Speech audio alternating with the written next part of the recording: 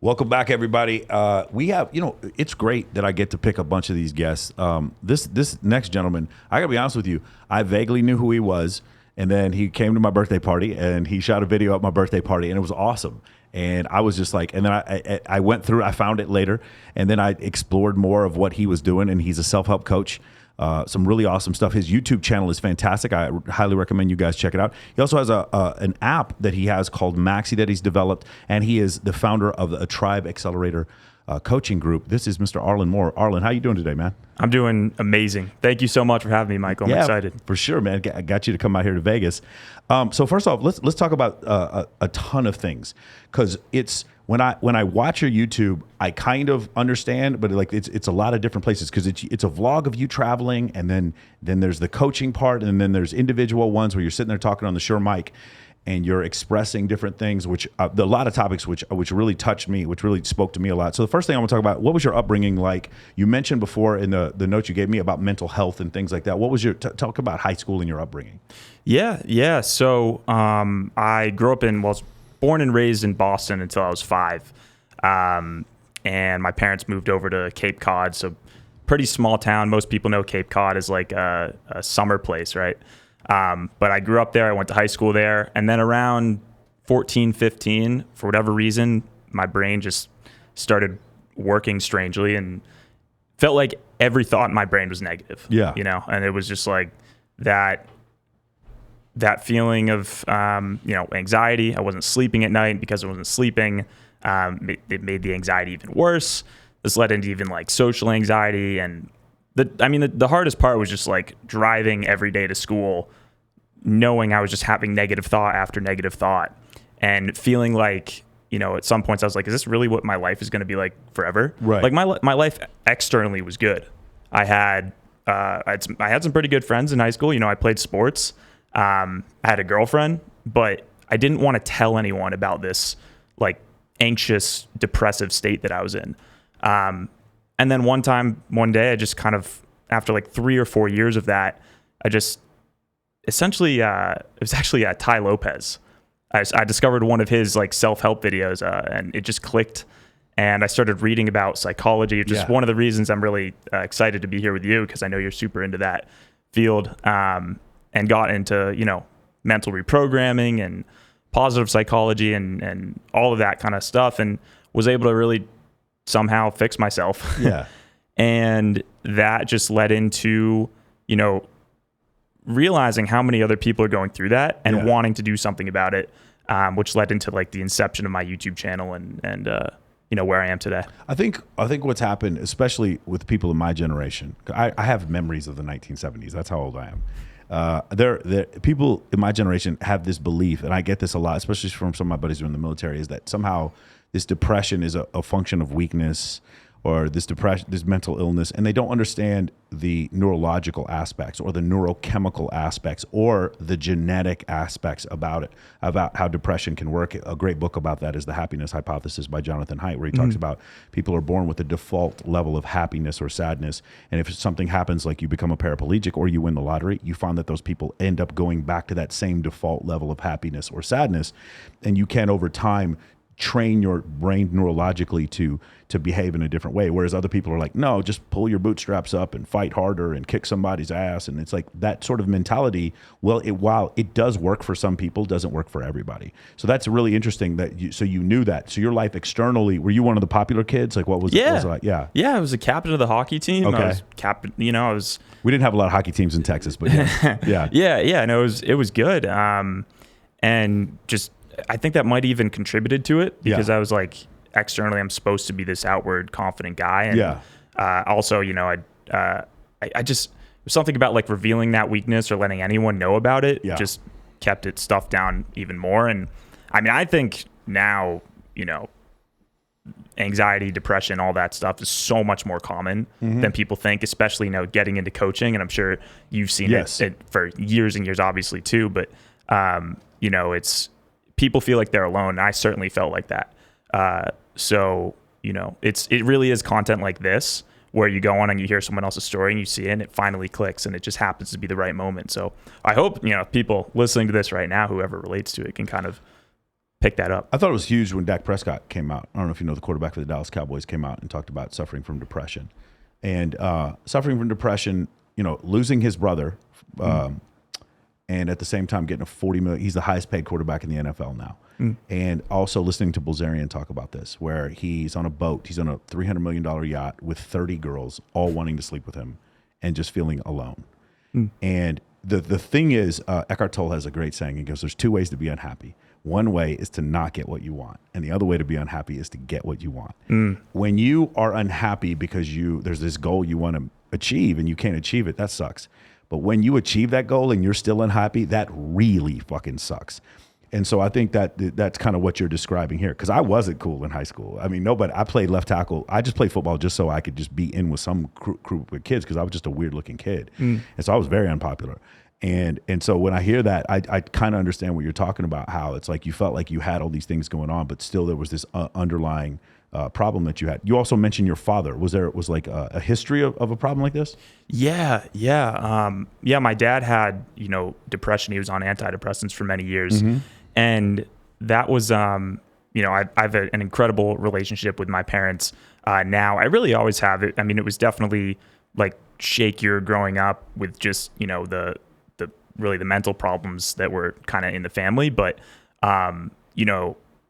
as I started to get into the Eckhart Tolles of the world and, these personal development teachings and deep wisdoms, I started sharing them with my dad. Yeah. And honestly, that like my relationship with my dad and seeing how I was able to show him a few things that I had learned that had helped me.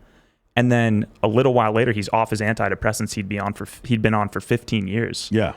I was like, oh my, like, this is my dad, and I can see him finally be happy. That was definitely something that really inspired me to go down this path further. So happy because he's choosing like things like present moment awareness, and he doesn't need his antidepressants. Exactly. Anymore. That's what you're saying.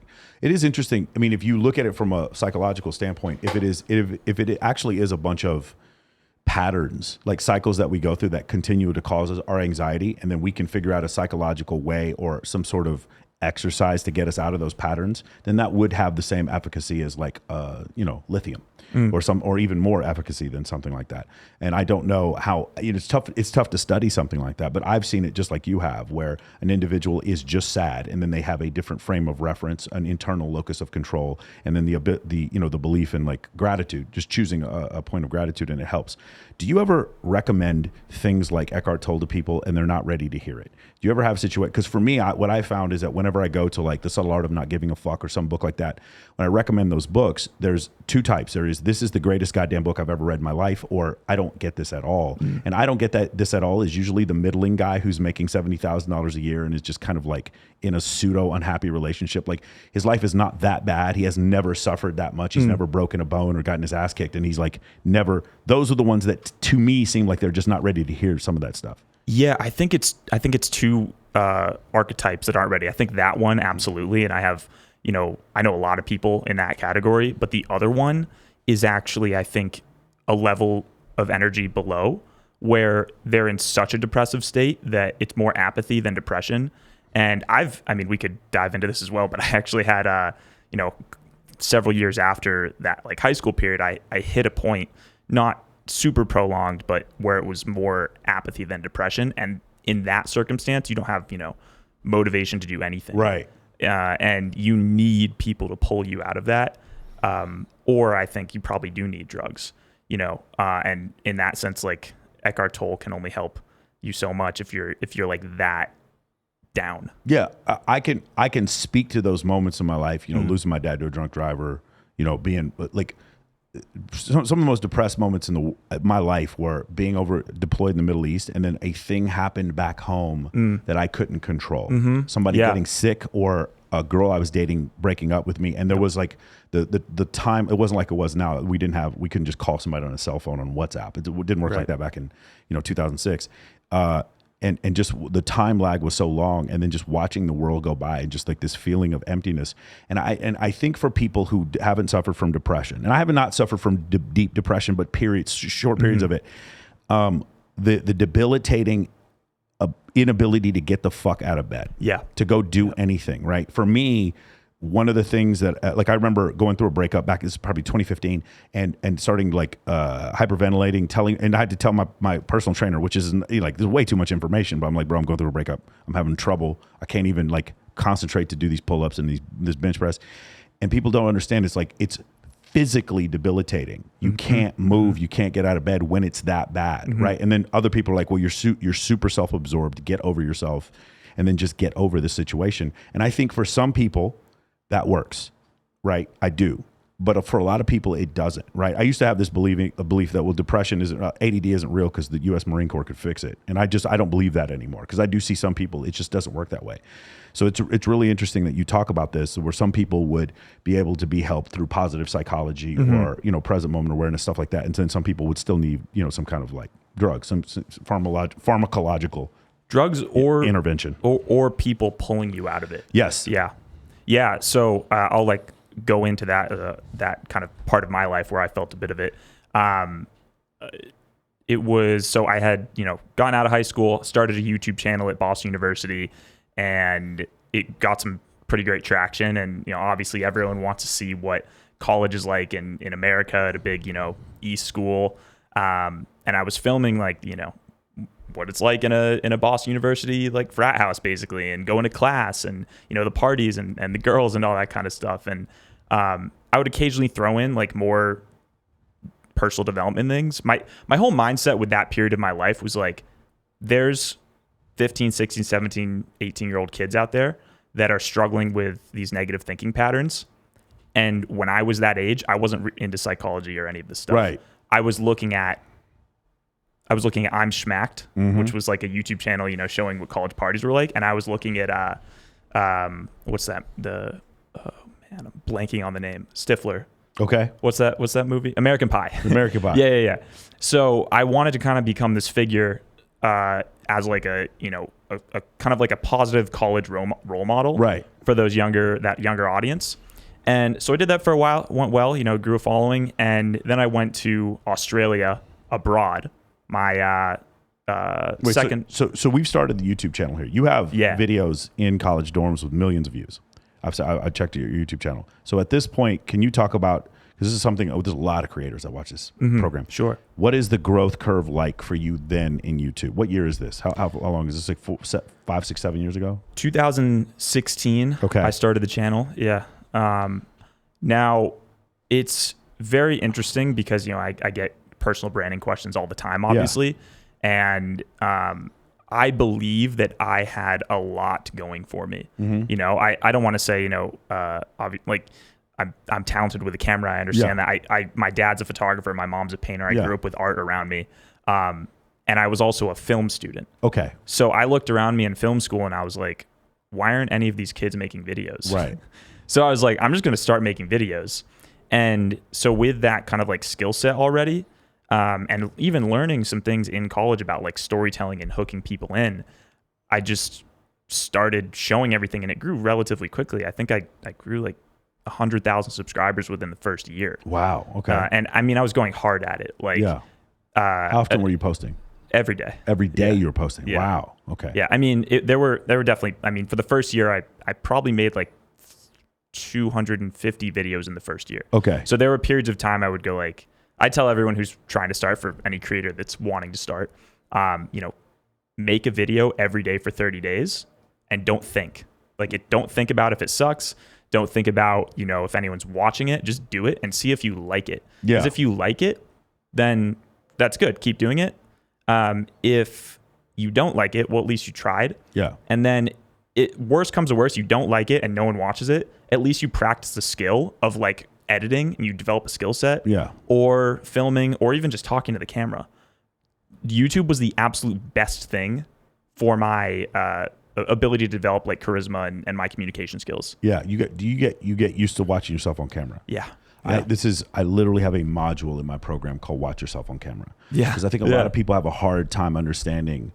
You ever have a client come to you and they describe a situation from their point of view, and we call it in fiction, it's called unreliable narrator, and you're listening to them describe the situation, and you're just like, when they're describing it, their voice is super monotone and they can't hold eye contact, and you're like, nah, bro, there's more going on here than you understand. Yeah, right. And so what I need you to do instead is I need you to film yourself and start watching yourself. And I need you to say, what is the difference between this great orator that you're watching, whoever, it could even be me or Arlin or whoever, and then what do you look like? Do you look the same way? Can you hold eye contact?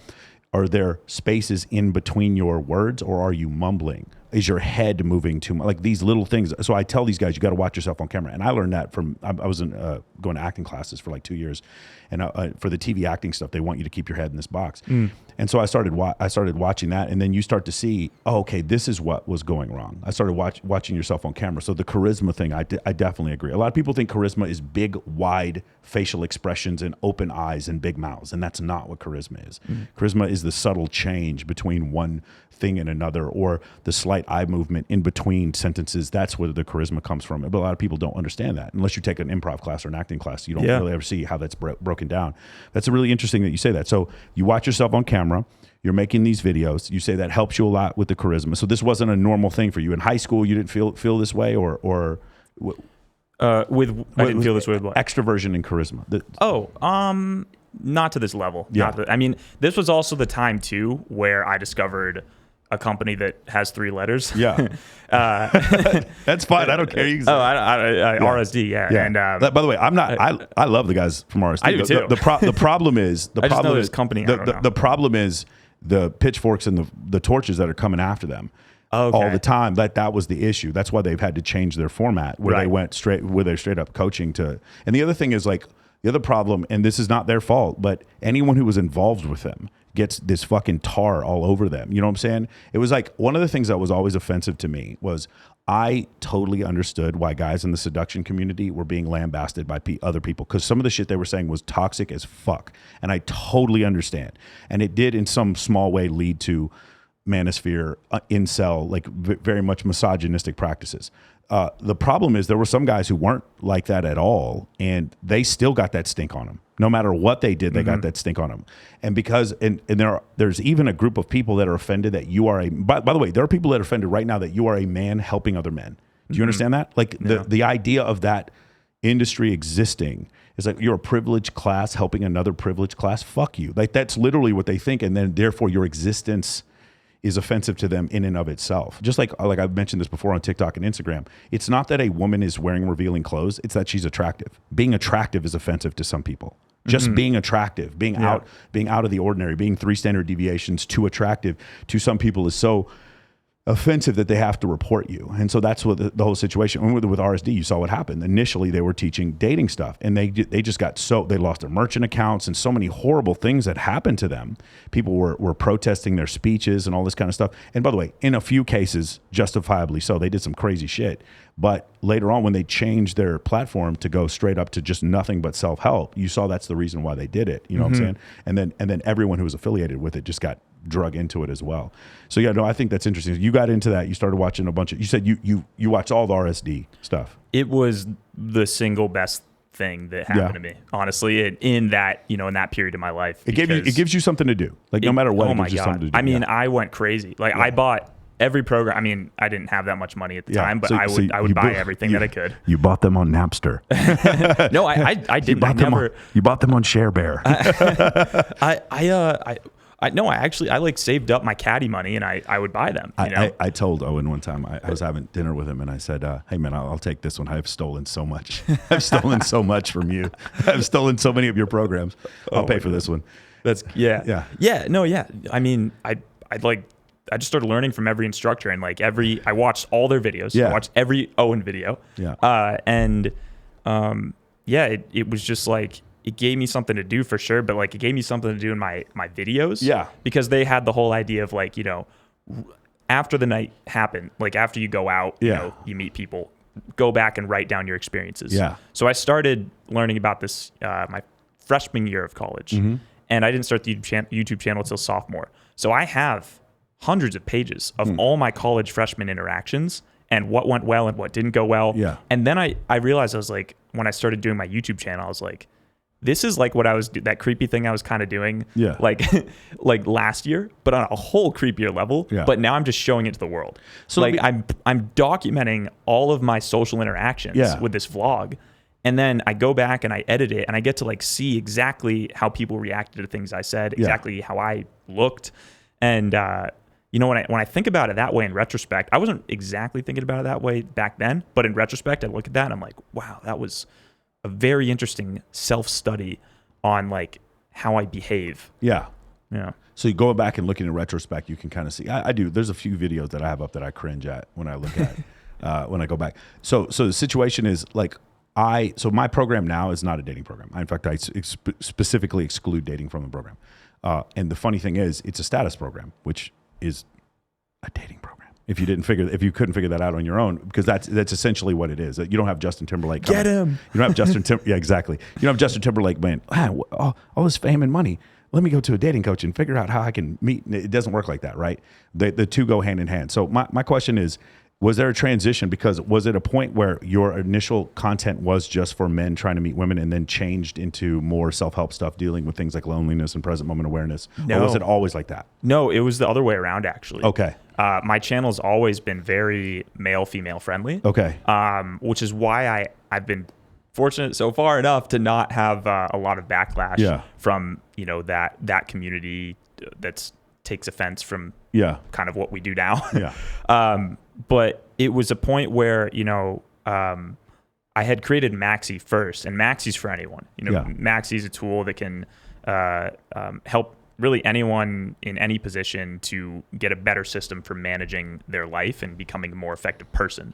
But then I was like, you know, I want to start working with people on a more intimate level, a closer level. And my program first started, I had women in the program. Yeah. And I have some really good relationships with former female clients, and I enjoyed coaching them. But then I was like, I just like kind of 80-20'd it. And I was like, there's 20% of the people I'm working with that I understand better because I was once there. Right.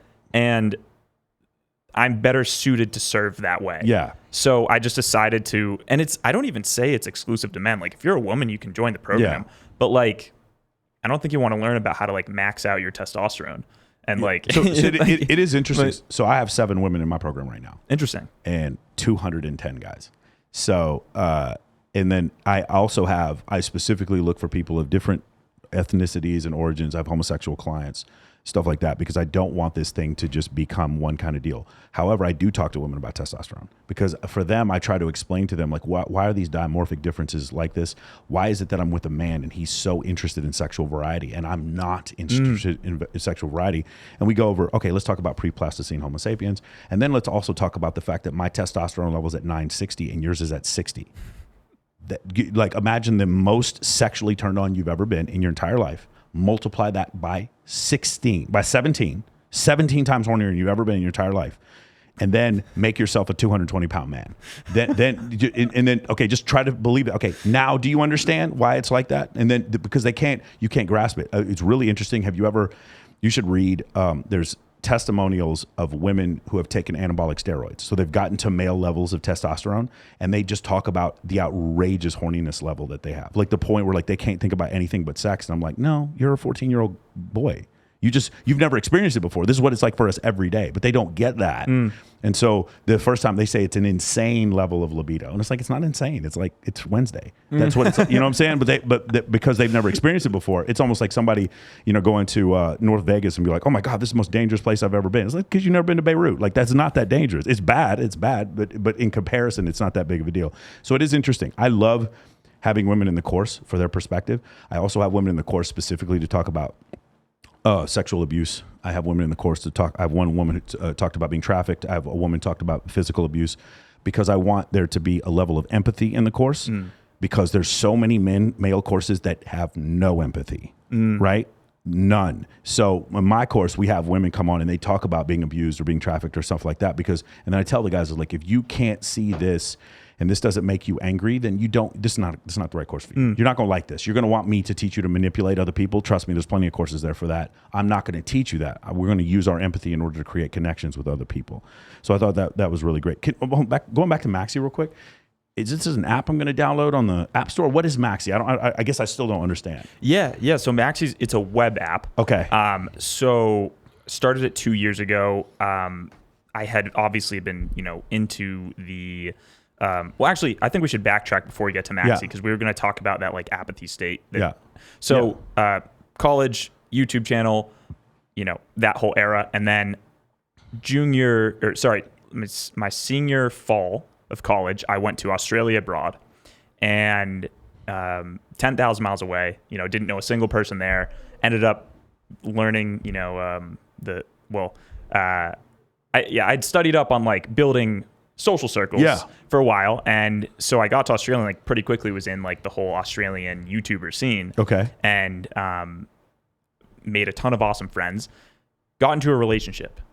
And I was like completely in love with this girl. Yeah, that sucks. And I'm kidding. I'm sorry. Yeah, I'm sorry. No, it does. No, I'm sorry. It gets worse. I don't know why I said that out loud like that. I thought that was in my head. I didn't realize I said that. Yeah, no, it did suck. And I mean, I was like, she's the one. This is perfect. Like, she was also into YouTube. I'm putting her on my YouTube channel. There you go, man. Hundreds of thousands of people are watching our videos. My channel blew up even more because relationships do well on the internet. Yeah. And then I was like, oh, well, I love you, but I got to go back to college. Like, what are we going to do? Yeah. And we ended up staying together. It quickly got very toxic and back and forth. Just, I was insecure. She was insecure. And then there's a point where it was, it woke up one day, she had gone to Coachella, and I see on my Instagram feed, I like opened it up, and then no pictures of us on her page anymore. And she's with this guy who has 20 million followers. Yeah. She posted a Getty Images paparazzi photo. Yeah. And I was like, that was like the breaking moment. Isn't it crazy? I had something very similar happen where I was trying to help somebody grow that I was seeing, very desperately trying to help them grow. But once they had met all of my connections, they're like, okay, I'm done with you. Now let's go try to grow even bigger. And like, and by the way, I have a bunch of female friends and male friends that they want to use me for connections, and they tell me, and I'm totally fine with it. I have no problem with it whatsoever, none. But it's when they're kind of dishonest about it. That's what makes it so disingenuous, makes it hurt. You know what I'm saying? But I'll be honest with you. Some of that anger is why I started this podcast. Right? Some of that confusion is why it kind of, I wanted to focus it. Into the narrative was just like, I'm never going to let anybody write a narrative about me again. And so that's the reason why I did this.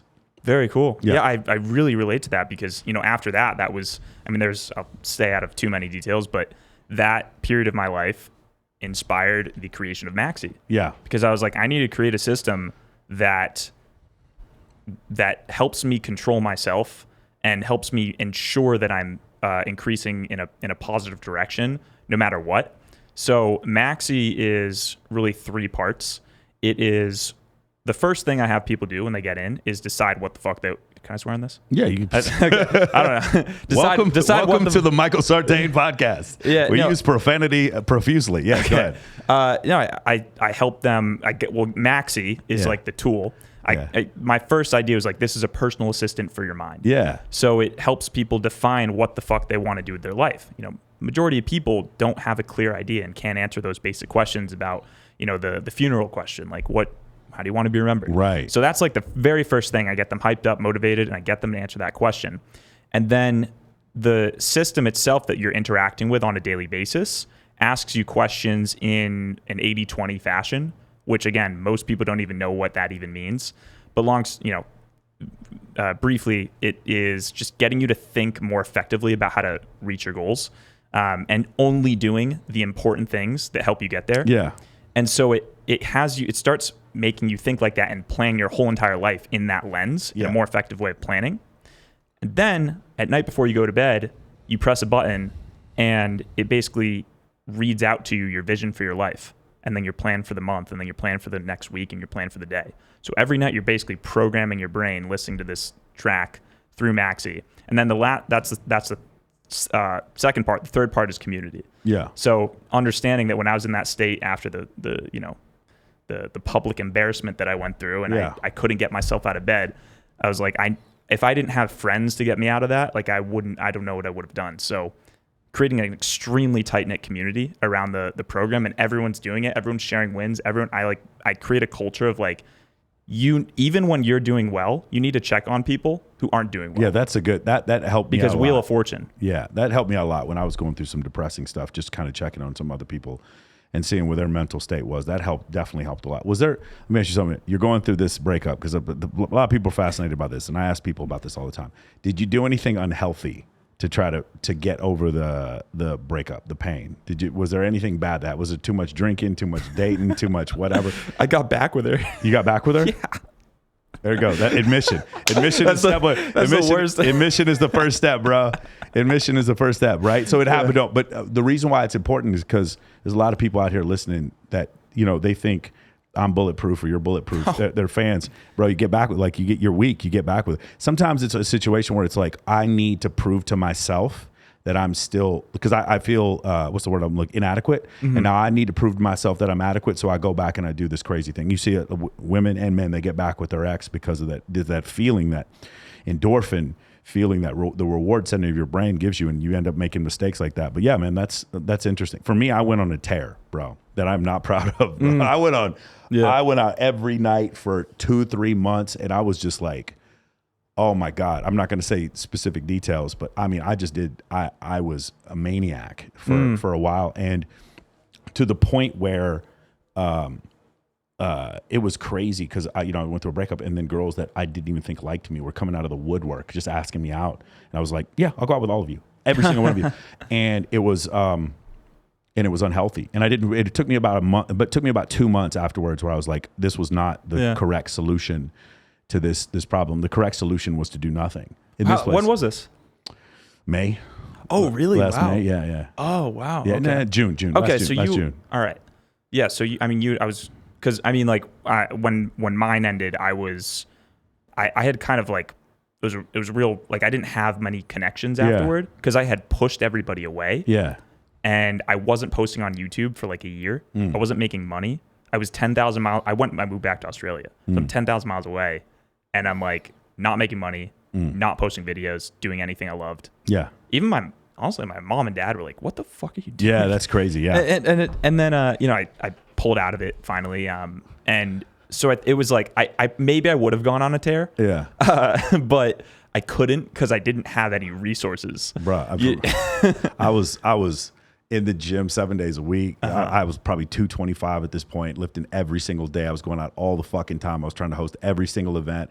I was trying to take a picture with every single influencer. It was crazy. I was trying to Great Gatsby this whole situation to where like it didn't. But the problem was me being that reactive was because of the pain. You know what I'm saying? And then so now here's the thing. The baby of this whole thing is this podcast. This is the same time period. And I'm glad that part happened, because of the motivation. I think one of the biggest lessons you can teach people is to transmute that anger or that pain, because I still have pain from high school, people fucking with me in high school, taking that pain and anger and using it under the bench press. Yes. Taking that pain and anger and using it on the basketball court. To me, taking that pain and anger and using it when you're giving speeches or whatever else, being able to do that and then turn that into $1 million. I think that to me is another great skill set that you can teach other people. Because even Jesus was tempted, right? Nobody's perfect. There's no way for me to turn that part of my mind off, but there's a way that I can interpret it that's better. Absolutely. Yeah. It's I love this topic. This fires me up more than anything. Yeah. If you look at like the universe, I'm going to go introspective here. You look at, we have like our, we're made of atoms. We're made of vibrating particles. Right? Yeah. And then you extrapolate that out further. You've got the Earth, you've got the moon rotating around the Earth. And then you go out further, you've got the sun and the planets orbiting the sun. And then you've got the whole Milky Way galaxy, and you go further. And then pretty soon you get to black holes. Yeah. And black holes are the most powerful force in the universe. No light escapes a black hole. Right. And we see in movies, I don't know if this would ever actually happen in real life, but, it's Star Trek or Interstellar where they take the power of the black hole to fuel them back into the right direction, right? Yeah. So I view it the same way. I talk about this in you're talking about a gravitational assist. Yes. So, So it's just, for those of you who don't know, the furthest any man-made object is from the Earth is Voyager 1 and 2, which was launched in 76 and 77, I believe. So 77, 78. And they have exceeded the orbit of Pluto. And the way they did that, the majority of their acceleration happened from the gravitational assist of Jupiter, because Jupiter is larger than all the other planets combined. And I believe it's, don't quote me on this, 36,000 miles an hour. I think that's what their max speed they got. But you can't achieve 36,000 miles per hour with like normal rocket propulsion. You have to use a gravitational assist to get that. So they had a close orbit to Jupiter, which shot you out. And so you're saying is use that gravitational assist in your life in order to slingshot you into some other sort of motivation. Exactly. Yes. The transmutation of it. And it can, it can be an anger. I think that, I totally resonate with you bringing it and making this podcast, because that's what erupted Maxi for me. Yeah. And then, I built Maxi for a year just in the, dead of the pandemic. Yeah. And came out of it like stronger than ever, and I still tap into that to fuel. So it's like, like you said, that, what'd you call it? Gravitational assist. Gravitational assist. Yeah, I love that. Gravitational term. assist. Okay, so cool. the Apollo 11 guys use the gravitational assist from the Earth, because that gets you up to 17,500 miles an hour. But if you dip in, I think you can get up a little faster, like 22,000 miles an hour, and then it's a 3-day journey to the moon. But Jupiter, because of its mass, you can actually go much faster. The other thing I was going to talk to you about. Oh yeah, this is my new thing. The best way to get over a breakup, or the best way to get over some massive failure, is a new bench press personal record. I'm gonna say that one more time, because I'm not being facetious and I'm not being figurative. The best way to get over a breakup is a new bench press personal record. That because everything that goes into that is the right mindset for me. You're pushing these haters off you, and you are getting stronger. That's why I love that idea. That for me, that's what it became. Anytime I go through some problem, hey man, it's 325. That's what we're doing this week. You know what I'm saying? That's the way I think about it. Because now it's not just me mentally thinking, okay, I've gotten over this. I'm physically transmuting this into something. Or, a new business could be the same way. But for me, that's kind of a big one, right? Anyway, go ahead. So you're talking about Maxi, and then your coaching business. Is it in Maxi? Are the lessons in the app? Is that how this works? No, the coaching program's separate from Maxi. Okay. In the coaching program, obviously mindset and behavioral change is important. I recommend they use Maxi. But they are separate. Yeah. Okay. Very cool. Very cool. Can you talk a little bit about the coaching program? Like where that came from? What was the idea behind that? Yeah. So it's called Tribe Accelerator. Yeah. And it's a program designed. The ultimate goal, I say, is the ultimate goal is what I call tribal transurfing, and that's the ability to not only have a good circle of friends in your hometown, wherever you live right now, but to be able to travel to anywhere in this. I say like 3 places. That's when you've achieved tribal transurfing. So for me, maybe it's Los Angeles, it's Miami, and it's Boston, right? And so I help guys make the transformation from no friends, social anxiety, never been able to, for whatever reason, build like a high value network. Their friends are maybe stuck like in that kind of college frat drinking mindset. Yeah. And I help them to expand into, you have a circle of friends in your town that resonate with you, and then in several other places around the world, so that you can, you have friends in a city before you even get there. Yeah. And that just, I love it because it's friends in a city before you get there because of social media. Social media is a huge part of it for sure. Yeah. I don't know how I would do it, how I would have done it. Okay. So because that's the only thing I could think of as well. Right. Yeah. Absolutely. How to build a social circle in a new city. Yeah. Right. Yeah. That's I frequently ask questions for my program. That's top 1, 2, or 3. Mm-hmm. How do I start this off in a new city? And I have a set of techniques. I like literally collect IG accounts, put them into a spreadsheet, and then build my IG a certain way. In order to, whenever I message people, I'd tell people your Instagram, no matter what you think, no matter how much you hate social media, your Instagram is your office. You're a personal injury attorney. You go to it's like, oh, okay, come by the office. You go to the office. There's no couch. The floor isn't done. You're standing on concrete, and one of the walls is missing. That's what it looks like when you don't have an Instagram. Mm-hmm. You look like things look incomplete, and it makes people so mad when I say that. But then you look at the successful people, and you're like, oh, wait a second, Michael's right. Every one of them. I was like, pretty girls that don't have an Instagram. I'm sorry, what? I'm not aware of that existing. I know like 3 in the world, right? It's just very uncommon. So it's one of these situations where it's like you have to, in some way, use that technique in order to intelligently scale what it is that you're trying to put out there, right? Okay, but like the funny thing is, you and me just both assumed that you were talking about social media. A lot of people don't even realize that. They still think of like traditional forms of marketing And I'm like, you're not going to build a social circle through like Craigslist or newspaper ads. It's going to be through Instagram and TikTok, you know? So a lot of people find that hard to believe. Anyway, keep going about the coaching program. Yeah. I mean, that's that is the gist of it. I mean, it's I'm in the process of like building out the new modules right now, which is, I know you're gonna. We had talked a little bit before about why I'm in Boston. Yeah. And it's because Boston is the least distracting city in the world for me. That must be what it is. Okay, so we were having this conversation before, and I'm like, I personally, this is just me, my own personal bias. I do not know how any single male who can live wherever he wants doesn't live in Las Vegas. I truly don't understand. This city, like for a single guy to live anywhere else but here is mind-boggling. Like Los Angeles, it's so wonderful in LA, except for the traffic, the high taxes, the incredible draconian rules, the incredibly mean people, the homelessness, the trash everywhere, the more traffic. Like except for that, you know, Los Angeles is great, except for all that, and the Lakers suck. But like Las Vegas is just, everything here is clean and new and fun. And when you go out, you can go out and have the wildest night of your life and be home in 12 minutes. This is the greatest city I've ever been in my life. But you're right, these things are distractions. Mm-hmm. I know some people, I didn't understand this because I don't drink at all and never tried any drugs. They're like, I can't live there anymore. I have a friend of mine, one of my favorite people in the world. She moved to Scottsdale. And I was like, when are you moving back? Like, we both know you're moving back. She's like, I can't move back. She's like, I'm going to die. She's like, if I move back, it's just because one of the things that happens in the city is that if you're a local and you go around with a bunch of girls, they just give you alcohol forever. They don't stop bringing it to you. They just keep giving you bottles until you die. Dre's after hours. You want to go Omnia on Tuesday and you got 20 girls with you. Here's more bottles till you die. Just keep taking the bottles until someone goes to the hospital. Like, it's crazy how the city will just kind of drag you into that. And then if you go and gamble, alcohol till you die, free hotel rooms, stay here forever, gamble forever until it's all, you know what I'm saying? So for some people without self-control, I can see that. But also as far as the distractions you're talking about, yes, you're right. This would be the key, the chief place for distraction. So you feel like you're more productive in Boston. Yeah, I mean, it just kind of happens. It's like I'm also, you know, the real answer to that question is I'm very much like a flow decision maker, and a series of things kind of happened, and this one apartment building in Boston, right next to the Boston Garden. I have a bunch of friends who live in there. And they're all, you know, very smart entrepreneurs. They're part of a company that I'm also a part of. They're in there.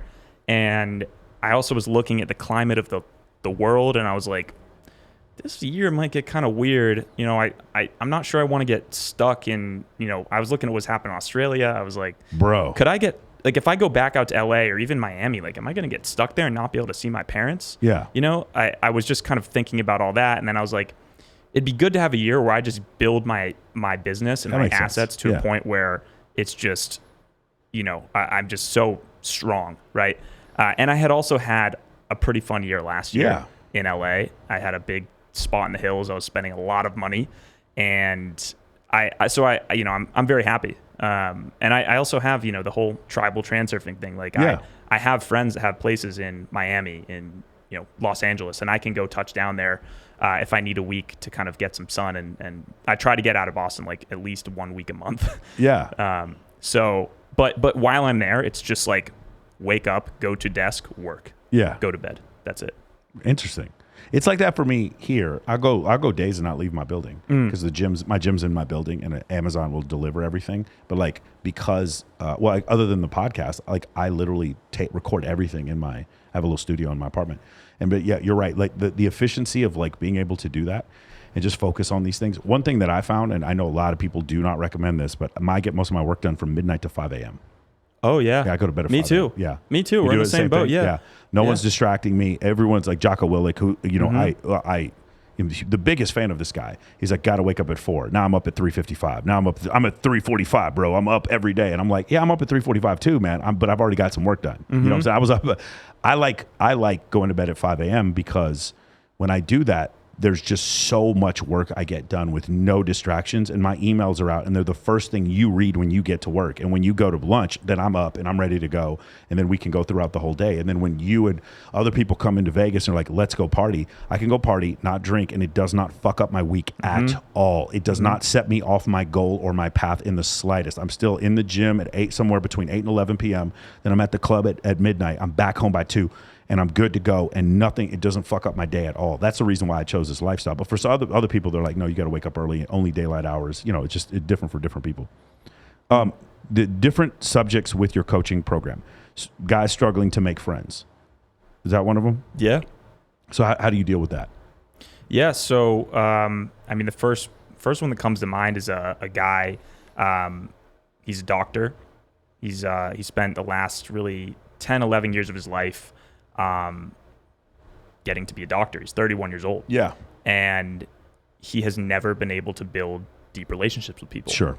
I got another guy who had a difficult relationship with his dad growing up. Something happened, and then since then he just hasn't been able to build these deeper connections. So people who can't make friends, I look at it and it's always a deeper issue. So I take them through a process called illusion neutralization, which basically helps them pinpoint certain emotions that are coming up for them. When they think about making friends, and whatever blockage that is, I help them unpack it and really deconstruct it. And basically, I help them realize that it's an illusion. Reality as we are sitting here right now is neither positive nor negative. As much I want to say like, oh, this is incredible. I'm on the Michael Sartain podcast and I'm having a great time, which I am. Yeah. I actually could find probably 10 or 15 reasons why this is a bad thing. Yeah. Which goes back to even when I was in high school experiencing the anxiety and depression stuff. Like, my life was externally, most people would say it was probably good, but if you really, if I somehow found a way to make it awful. Yeah. So I show them through a series of questioning through the program, like, take those negative memories that you have. Yeah. With your parents, with your dad, with your ex-girlfriend, with your first friends from even kindergarten, whatever. These are the illusions. These are the illusions, okay, that you're viewing as a negative. And I show you how to turn it into a positive. And that sounds really corny, but that's step one, right? So the reframing. We had Nick Santonastasso, who's over here. He's missing 2 legs and an arm, was born with 1 finger and 1 hand, and he talks about the reframe all the time. So that for him, it's just like, dude, the video. So it hadn't come out yet. It's going to come out in a couple of days. The video that he has where I interview him for if you have any clients that have like this scarcity mentality or a victim mentality, this video destroys that to the point where I'm afraid to show some people, because any excuse you have when you see the dude with no legs telling you he did it, it makes you fucking really question your excuses to the point like it's too far too fast to almost where it's unhealthy. It crushes your victimization. And like for us, I mean, we're still able-bodied men. For this dude, for him to do this, like to have this incredibly abundant mindset when he has one arm. And that's it. And then for him to just like, he moves faster than some overweight people I know. He is just plopping down the road like super fast. He just bought like a sports car and he's like driving it in Utah and stuff like that. For that, if he can do it, fuck, man, we don't have any excuses. You know what I'm saying? Absolutely. Yeah. And that's, I think that also relates to, looking at, when I had women in the program last year, and I know you have it as well, you have women talking about sexual abuse. And that's not all they talk about, but that is one. I need these men to be empathetic. Right. I can't have these men being like, these are attractive women. What steps do I need to do to manipulate them to get what I want? That can never be in my fucking program. So it's like, let's treat this from a situation. This is your family member or teammate. How do I protect them? That's the way I look at it. Right. And so, I bring that up. I'm like, when you have anything traumatic happen to you and you think it's a bad thing, that's going to haunt you. You have to be able to take any situation you've been through, whether it's sexual abuse or, any period of losing your limbs, right? You have to be able to take anything and look at it and be like, finding some way to be grateful for that in some capacity. And that's step one of the process. The other part is that I think is really fascinating is taking your fantasies. And it's a 4-step process, but step 2 is taking your fantasies. So I wish my life was like this. I wish I had friends. And you think to yourself, my life would be perfect if I only were friends with this type of person or if I had this girlfriend.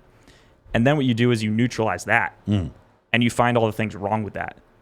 And so that takes your brain and your fantasy, oh shit, like I'm chasing this thing that in reality, wherever you get to, you can it's the only truth is the present moment. Right. So there's no such thing as objectively positive or negative. Yeah. And how that's like one of the steps is like bringing it back to that center presence right now, and bringing it to truth. So you're sort of skipping ahead here for one of the questions I had. I'm skipping ahead here. Present moment awareness. Can you explain that to people who are watching this that don't understand that? Because we've mentioned Eckhart Tolle, we've mentioned the power of now, we've mentioned several of these things, gratitude, stuff like that. But you've mentioned present moment awareness in several instances. Can you explain to the audience like what that means to you? Yeah. Where's my camera? I can look in here. There it is. There's the camera. So present moment awareness. I like to speak to people. They can kind of look in my eyes as I talk about it. It's not something you can pin down with words, although I do like to think I have a pretty solid definition of presence that I can. It is essentially an awareness of your self-awareness. So the simplest way I can explain present moment awareness is having an understanding and a bit of your attention in your body. So for example, now as you're watching this, you kind of feel, you can look at your hands, you can feel how your hands feel. You could do the Eckhart Tolle, close your eyes and ask yourself, how do I know I have hands? Or what is my next thought going to be? Or what is my next thought going to be? And then waiting. And so that first part of it is, can you connect to the feeling inside your body? And then the next step after that is being aware of your external surroundings. So just lightly observing, okay, there's a mic in front of me. I've got Michael here. Okay, there's some cameras all around. All right, so now you've got your awareness on two things. One is your inside, how you're feeling on the inside. Even your thoughts could be included in that. And then two is external reality. Most people who are asleep, if you've ever heard of sleep or unconscious, some people say NPCs. An NPC is someone who's either completely consumed in here or out there. Yeah. They're either stuck in the negative thinking pattern, and they're over and over and over again. They're, my life sucks, so I can't make friends with them. And they're stuck in here. That makes it really hard to make friends and be charismatic because you're not focused on other people. Or they are completely lost in the external. So they're thinking, they're scrolling TikTok. They're watching porn all day. Right. Or Netflix. They're lost in the external world, and they can't connect to themselves. So present moment awareness, in part, is an awareness of the inner and the outer, mixed with the last part, which is now that you're aware of the inner and aware of the outer, who's being aware? Who is the I that is aware? Right. I cannot live with myself, meaning that there was an I in myself. Yeah. Right. So it's taking you through that space, and I like it when I get on Zoom calls with guys. Yeah. Because sometimes I'll just look at them, and they're like, "What is?" And I tell them too. Developing presence is like, it's like you become, when you develop presence, you practice meditation. Yes. It is one of the best things for your social skills, because you become like a firefly in a dark room, and people like you, and they don't even know why. Yeah, they don't like you. They like you. They don't know why, because you're the one not on your phone. Right. You're the one who's actually engaging other people, playing Never Have I Ever at dinner instead of like scrolling through Instagram. Exactly. Yeah. And you have this. I also like to call it like the baby on the airplane. Like if when you're present, you're like a baby on an airplane. You ever seen a baby on an airplane? You make eye contact. It's just like, yeah. It doesn't have a story. It's not judging you. It's not thinking, what do you think of it? It's just a baby on an airplane. So you're like, I like that baby because I don't know, I just do. Yeah. And I think that base level, if we want to get, super woo-woo, that like frequency of that state of presence is just very alluring and attractive. Yes. To other people, for sure. I've absolutely seen that firsthand. Anecdotally, that is true. You're in a room full of people very self-absorbed, and you brought intellectual curiosity into the room, and now everybody wants to talk to you. 100% I've seen that happen anecdotally. Now, here is a hypothesis that I've heard, because I try to relate everything back to evolution. In the case of pre-Pleistocene Homo sapiens, life is a struggle. We don't have Instagram or Facebook, or we don't even have meals that we can order on Postmates. We have to kill everything that we eat, or we have to forage everything that we eat. So every day is a struggle. We also don't have written language. 300,000 years of Homo sapien evolution and 11,000 years of written language back with Sumerians, maybe 11,000 years ago, right? So the majority of Homo sapien existence has been no written language, no social media, no television. Everything is, I must kill the gazelle today or the tribe will starve. right? And so what happens is evolution rewards those who are in the present moment accomplishing a thing, building a thing, foraging a thing, taking care of the children, protecting the tribe. The ones that were doing the things that were accomplishing the goals, those would continue to breed and have stronger tribes. And so and also those were the strongest leaders. Those people, that's the reason now why in 2022, we see people who are happier when they're playing basketball or jumping out of a airplane or accomplishing a goal or building a business. You're doing a thing. Now, here's the thing. I've said this before. It is impossible to be unhappy, and have a basketball in your hand at the same time. Because for me, my meditation is playing basketball. When you're doing that thing, when you're accomplishing that thing, or even having gratitude, it brings you into the present moment. This is back the reward center that evolution created for us. The present moment awareness, to me, this is just my hypothesis, is that it is a reward center that evolution had created for Homo sapiens. Successful Homo sapiens, the ones who are our successful ancestors, those were the ones who accomplished goals. Those were not the ones who felt sorry for themselves and stayed at home. Therefore, the mind does not reward the stay at home, eat breadcrumbs, and then be a troll on YouTube. That sort of mentality does not bring happiness. Right? The one that brings happiness is the outside linebacker who just makes a big play, or the fucking guy who hits a new bench press max, or the guy who scores 50 in a basketball game, or the guy who goes up and talks to the girl that he was nervous about talking to, or the guy who finally figures out his sales funnel and does his first 100K month. Those guys, by the way, it's not the 100K that makes you happy. It's that you had a plan and executed it that made you happy. Throughout history, we find constantly examples of men coming together and women coming together in teams, and then accomplishing goals, everything from Hannibal to, the Romans, to everything to, General Patton, to whoever you want to bring up throughout history. We see examples of this. I think that human existence is about trying to accomplish these goals. When you do that, you come back into the present moment, which is the psychological reward center. And like you said before, you become the one observing the observer. There is an observer. One of the things that your brain does is it convinces you that this anguish that you feel towards your ex, or this anguish that you feel towards this regret of this thing, is actually who you are, instead of recognizing, no, this is just a neurochemical response that you have that is a product of biological evolution. That's all it is. And when you do that, to me, it's easier for me to transcend my anger when I start to, or even jealousy, especially jealousy. When you realize jealousy is an evolutionary adaptation, and you're just like, I just feel this way because my ancestors would have felt this way in a similar situation, but in reality, it does not change my life or make my life any harder. And you're like, okay, now that makes sense. When you see people who are poor who are happy, and the people who are exceptionally rich losing 30% of their net worth and then jumping off of a building, then you kind of start to understand this one person had it too easy, and this other person who's accomplishing goals is still happy. That's just my hypothesis, though. When it comes to present moment, that's why that whole thing works. I love that. I love that take. Yeah. Mastery. You talk in your program about mastering certain things. Can you go into that? Yeah.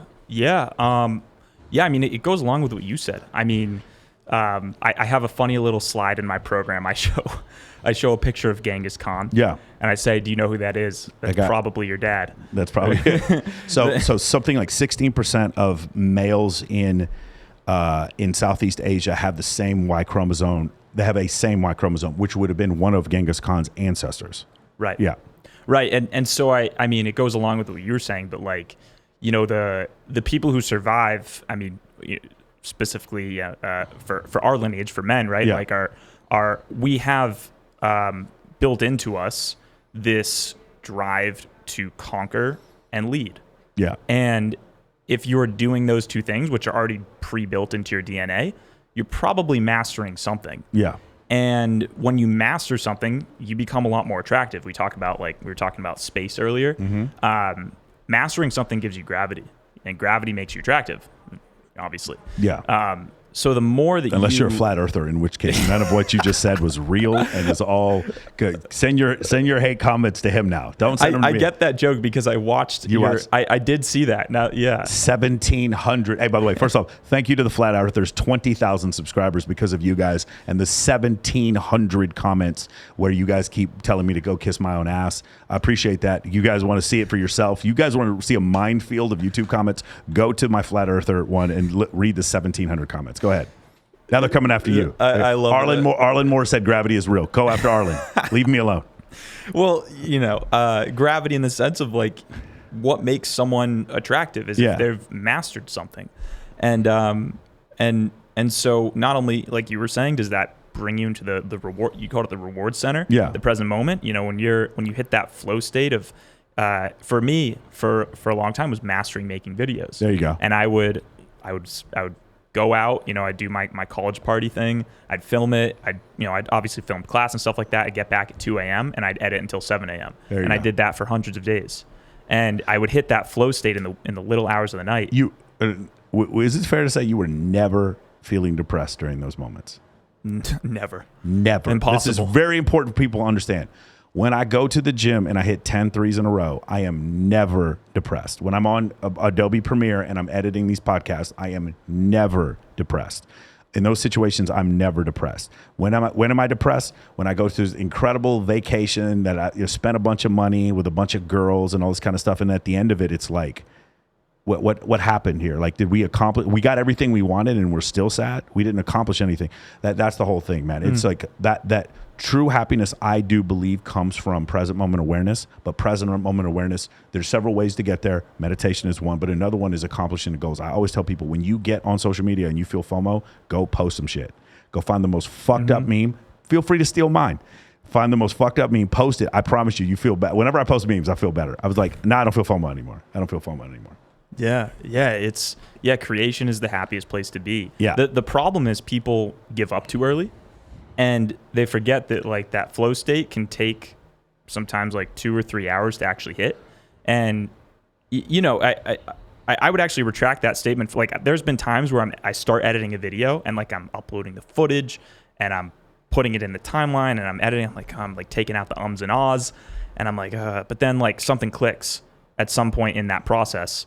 And I do think that over time, the more hours you put in, you can hit the flow state faster. But some people, they're listening to us, they're like, I hate editing videos, or I hate, practicing my 3-pointers or whatever. But it's like, just keep fucking doing it. And then at some point, that flow state's going to hit. And that's where, you get in that and nothing feels better. Yeah, that's awesome, man. You did a video where you talked about loneliness, dealing with loneliness. What is the key there? Key of loneliness, I mean, a lot of what we were talking about already. Isn't it funny how all these things, like if you go back and read How to Win Friends and Influence People, and you read The Power of Now, and you read The Subtle Art of Not Giving a Fuck, and if you read The Dichotomy of Leadership, and you read a lot of these books, man, they all end up kind of going to the same place. This is, again, why, for those who you don't believe in human evolution, the reason why these solutions are ubiquitous is because we are all one species. That's the reason why. Right. And so for me, it's funny. These truths have been around for hundreds of years. Some of Meditations by Marcus Aurelius. How many things from those notes by Marcus Aurelius, which is over 2,000 or not quite 2,000 years ago, are pertinent today? Well, if they were pertinent 2,000 years ago and they're pertinent today, that they're ubiquitous amongst Homo sapiens. And that would mean that there's something in there. There's some truth that you don't need to wait till 2022 for the new book to come out to find. It's already out there for you to find. Anyway, keep going. Talking about loneliness. Yeah. I mean, I'll give the viewers something now. I mean, it comes down to obviously gratitude, and I hate to sound cliche and stuff, but like looking at what you have now and thinking about where you can provide value. For example, do a live thing right now. Michael, I wanted to bring you something because I don't like to go anywhere without bringing a gift. Okay. Because I know that that's something that makes me happy, is giving. And I was going to get you a book, but I was like, Michael's read every book. So... Oh, you're for real? Crazy, this is happening now. I got you. It's just a moleskin journal. Oh, here we go. Because you need to write your book. Did real moles die for this thing? No? This is nice. I hope not. Oh my goodness, this is great. Yeah, I'm going to write down all the strategies for I'm planning a Madden tournament this weekend. I'm going to write down all my strategies. Okay, you can do whatever you want with it. Nice. My intention was, I think Michael needs to write a book at some point. There we go. So maybe you have a few ideas that spawn that. Oh, I got a few ideas. Good. I'm sure you do. Yeah, so it's like, it's looking at like wherever you are and thinking, how can I start providing value? And that sounds weird to like, how do you deal with loneliness? But it's like, part of loneliness is lack of gratitude for what you have. And if you start shilling out value anywhere you possibly can, it doesn't have, you don't have to buy anything. You can just smile at your coworkers. Yeah. Right. And it just starts with those little things, and then those compound over time. So I think, starting to fill up your own cup through meditation, through self-mastery, and then just starting to give, even if you don't, even if taking action, all this stuff doesn't feel good, it's the discipline of getting out of it and and again, hitting that flow state over time. Yeah. Have you read Can't Hurt Me by David Goggins? Of course, yeah. Do you remember the part where he said the pain doesn't hurt as bad when you're thinking about other people? That's good. That was a really good one, right? It's when you think about other people, right? I have a nephew, and I think about, what legacy would I leave him behind? Or if I have children, what legacy? If you think about it like that, or my friends, that makes it a little easier. Makes the pain not hurt as much. I think that's what I found. So I love that quote from him. The other thing I tell my clients all the time: you're never creepy when you're offering value. You're never creepy when you're offering value. When you go up to some strange girl you never met before, she might be like, "Who the fuck is this guy?" When you go up to some strange girl you never met before, it's like, "Hey, I have the guest list for the Playboy Mansion. Just wondering if you'd like to come." All of a sudden, you're not creepy anymore. I just found that to be the case. Let's talk about this, man. This is a big thing. You and I. We really need to dig into this because I think there's a huge misnomer about this, especially coming from the seduction pickup community prior. I have a completely antithetical viewpoint to what they believe. I 100% think you should make as many female friends as possible. I think if possible, having 200 or 300 female friends is fantastic. You will be invited to everything. Everyone will want to interview with you. Everyone will invite you to stuff. Everyone will want to network with you. You will like the number of wealth, the number of billionaires that I have been introduced to by my female friends is several dozen at this point. Of course, the pickup community is very much like, you cannot let these women put you in a friend zone. You can't be friends with women. I hear several red pill people come out specifically and say men and women cannot be friends. And I know this absolutely unequivocally to not be a fact. And yet I've seen a lot of your videos where you have a lot of female friends. What is your feeling about this? Yeah, absolutely. I've heard some of the things that you've said about female friends, and I think it's absolutely spot on. If you struggle if you want a girlfriend, you probably are kind of weird around girls. So just make it your mission to just make friends with them and don't try anything creepy. Or how about that? Even that archetype. Yeah. Like if there's a girl that I like, I will pick all the girls that I like that have that archetype, but they're married, so we're just going to be friends. Or they have a boyfriend and we're just going to be friends. And then I come, hey, can we talk about something real quick? I dealt with this, and a girl. If you were in this situation, what would you be thinking? They're like, Michael, she's fucking with you. She's doing this, and this. And the other thing that I'll tell you, man, if you can get yourself a Maneater, and I'm talking about a girl who just runs through dudes, like fucking, like the most, I have some female friends that are the most toxic women you've ever met in your life. I would never date them. But like when you listen to them, they have the absolute correct explanation for why these women are doing everything they're doing. They are a godsend. They like I know. I'm so confused. I don't understand, Amanda. Why is this happening? It's like, I'll tell you why this is happening. She did this because of this. She did this because of this. She did this because of this. Because I did the same fucking thing. You're like, oh, of course. So I completely agree with you about the calibration. Yeah, no, you said that. What'd you call it, a Maneater? Maneater. Dude, I have one female friend. This girl has professional athletes and billionaires just eating at her feet, bro. Everyone wants to date her. And so obviously I never hit on her. And I always ask her, I was like, so if she is receives that level of stimulus and these things worked on her, then you need to fucking pay attention to what happened. That's what I would tell guys. Now, here's the other thing, right? There's a difference between getting friend zoned and making female friends. One more time, because some people's heads are melting right now. There's a difference between getting friend zoned, I do not recommend that, and making female friends. There's a difference between I shoot my shot, this didn't work, so let's just be friends. And then the other way is, hey, let's just be friends with everyone all the time and just see whatever, let God sort it out. Let's just figure out what happens in the end. Has that been your experience? Of course, yeah. Yeah, I mean, I think you have to be intentional about it. And that's part of like the whole idea of like Maxi too. Yeah. It's like, you've got to define what you want in life. If you don't know what type of girl you want to date versus what type of girl you want to be your friend, that's going to screw you up a bit in life, because when you don't know what you want, it's creepy. Yeah. It's like getting in, I say it's like getting in an Uber and, it's like getting in an Uber and then not telling the driver where you want to go. Like, that's what it's like when you approach a girl and you don't know what your type is. And then being mad at the Uber driver. Exactly. For not knowing where to go. That's what it's like being a girl. Sorry. I'm sorry. Just kidding. Yeah.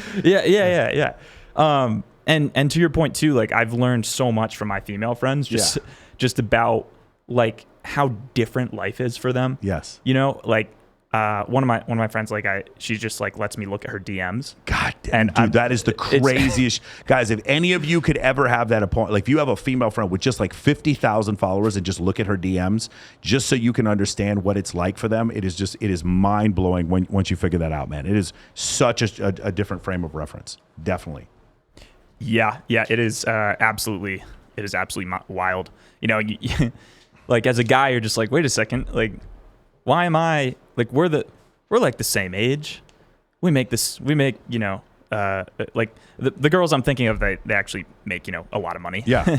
I'm like, it's not, you know, shout out to OnlyFans. Shout out to OnlyFans. No, these girls are not, but yeah, but you know, and I'm like, it's very a sobering reality, I guess. Like when you look at it and you're just like, the opportunities that you get versus that come into mine, and I get great opportunities, but it's not like this, you know? It's yeah. Not. And then, but the other thing is when I have a female friend say, hey, I go into this room and they just don't take me seriously because I'm a female. And like, as a man, as a former U.S. military officer, acting the way I do get taken seriously. I'm not going to sit there and act like I'm not. But when I watch their experience, I'm like, oh, they're not lying. This really is different. This is a different experience for them. Now, here's another thing where I think there's a lot of misnomers.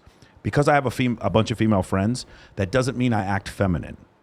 I watch more football than anyone watching this goddamn program right now. I watched highlights for all 256 NFL games this year. Or there's more than that. It was 17 weeks. I watch every single game. I watch every highlight. I'm huge into basketball. I'm huge into martial arts. I'm huge into shooting guns. I'm very masculine stuff that I do. I play tons of video games. But my friends are most of my friends are female. Maybe 60% of my friends are female. That's another thing where I think guys have this misnomer. It's like, because I have female friends, I need to act more female-like. That is not what we're saying. What I'm saying is when you have a bunch of female friends, you're going to find that everything just sort of calibrates for you. And the easiest way to say it is you get invited to everything. Mm-hmm. People, like, when there's like, man, do I want to invite this dude to this conference or this whatever? Everyone's like, yes, I want this guy. Mm-hmm. You know, I was just sitting on the ice for the Golden Knights the other night, and it's because of connections that I made through my female friends. And it's just like over and over and over this kind of stuff happens. Plastic surgeons reach out to me, all kinds of sponsors for my events. And that's why I tell guys, like, if it's possible for you to have, I tell guys 200 female friends, go for that. Mm-hmm. Your life becomes easier. I'm not telling you to date 200 women. I'm not telling you to have a girlfriend. I'm telling you, if you have 200 female friends that straight up have your back, bro, life is great. Yeah. Life is much easier. Yeah. What are your thoughts on I don't even how do you say hypergamy? Do you say hypergamy or hypergamy? The word is hypergamy. Yeah. If you pronounce it from the Greek, it's hypergamy. Because I mean just on the topic of female friends, the reason I bring it up is because I noticed a very interesting thing in my life. I like for a long time I kind of denied that hypergamy was like real. Really? Yeah. And I managed a strip club. At no point did I ever deny that hypergamy was real. Yeah. I mean, would you mind providing a definition? Yeah. Hypergamy. So hypergamy, from the literal definition, it comes from caste systems in certain countries. So, for instance, a woman marrying out of her caste would be hyper, like a woman going above. Gamy meaning female. A woman in a lower caste, let's just say India, who marries into a higher caste system. Caste being a class system. We don't have caste systems in the United States. We kind of do, but we don't. Literally, whereas in a place like India, they literally have a caste system. The way I define it is a woman choosing to try to get the highest status man she can't get. I know it's really weird to say it like that. A lot of people say a woman trying to get the highest status man she can get. That's not correct. It's the highest status man she can't get. The highest status man she can get, she marries. She cheats on that man with the highest status man she can't get. So basically, hypergamy is one of these situations. The way it was described to me, and by the way, I wasn't the one who came up with this. It was Sheryl Sandberg from Microsoft. She was actually the first one. If you guys want to look up the Sheryl Sandberg quote where she tells women to date all different types of men, but in the end, you need to settle down for the nice guy. But in the beginning, you need to date the bad boy, right? It's a very offensive comment to a lot of men, but Sheryl Sandberg was the one who kind of came up with this idea. And so what it means is basically this idea that, and by the way, men have a similar algorithm. It's not called hypergamy, but women have an algorithm where they're consistently looking for alpha traits in males. And whenever they're with a male for a certain period of time, then all of a sudden they're going to be like, these traits that you have, they're no longer alpha. Therefore, I'm going to move on to the next guy. And they make excuses like, oh, I've changed as a person. we're looking for different things now. No, this guy you're with is not alpha anymore, and he's not validating what you want. But we can get into alpha and beta. Alpha, beta is completely contextual. It's not like there's not like a consistent alpha thing. I'm alpha when I'm on stage speaking. I'm beta when Tony Robbins is on stage speaking. You know what I'm saying? I'm alpha when I take you into the nightclub. I'm beta as soon as Steve Aoki gets on stage. Like it's completely contextual, but like, this idea, and like if a woman is offended by this idea, then you're denying evolution. There has to be some mechanism by which women judge men. There's nothing wrong with that. That mechanism by which they judge men is better qualities and better traits for survival versus worse qualities and worse traits for survival. And you must constantly be screening for that, because your survival and the survival of your offspring depends on the man that you mate with. Not in 2022, but in the pre-Pleistocene epoch, 100% it did. And that's what evolution sets you up for. You have a caveman brain. It's not a 2022 brain.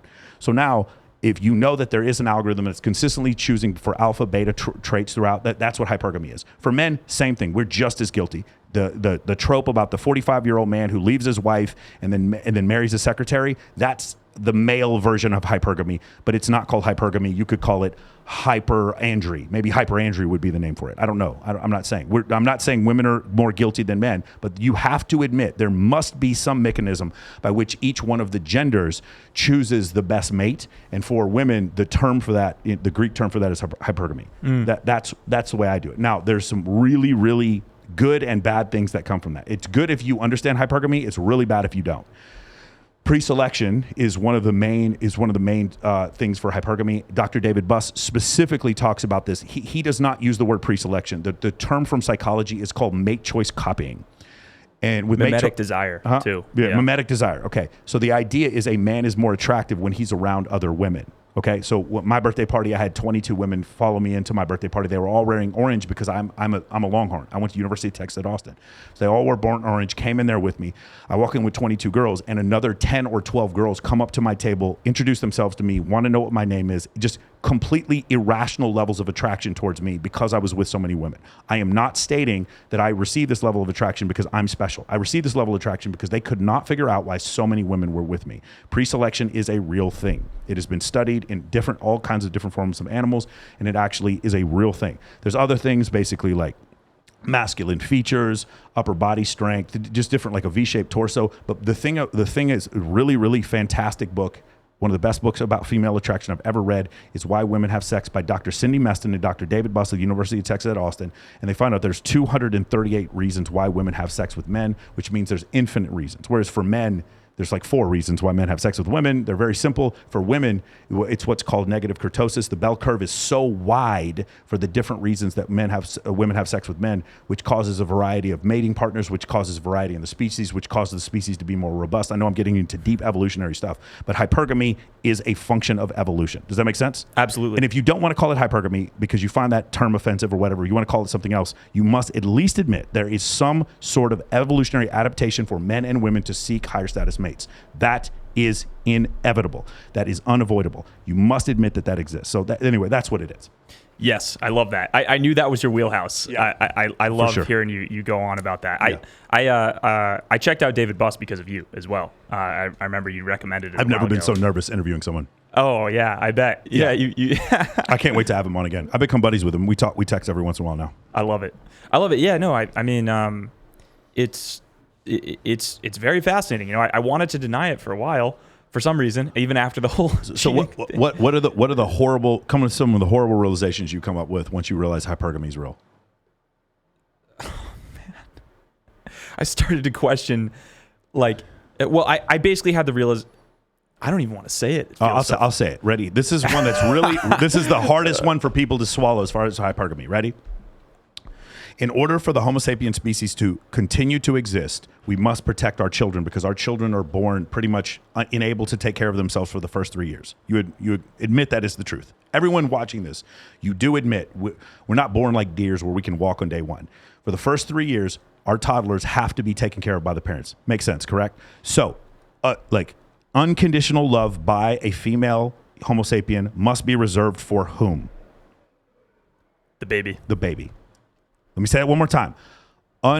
Completely unconditional love must be reserved for the baby, which means it's not reserved for who?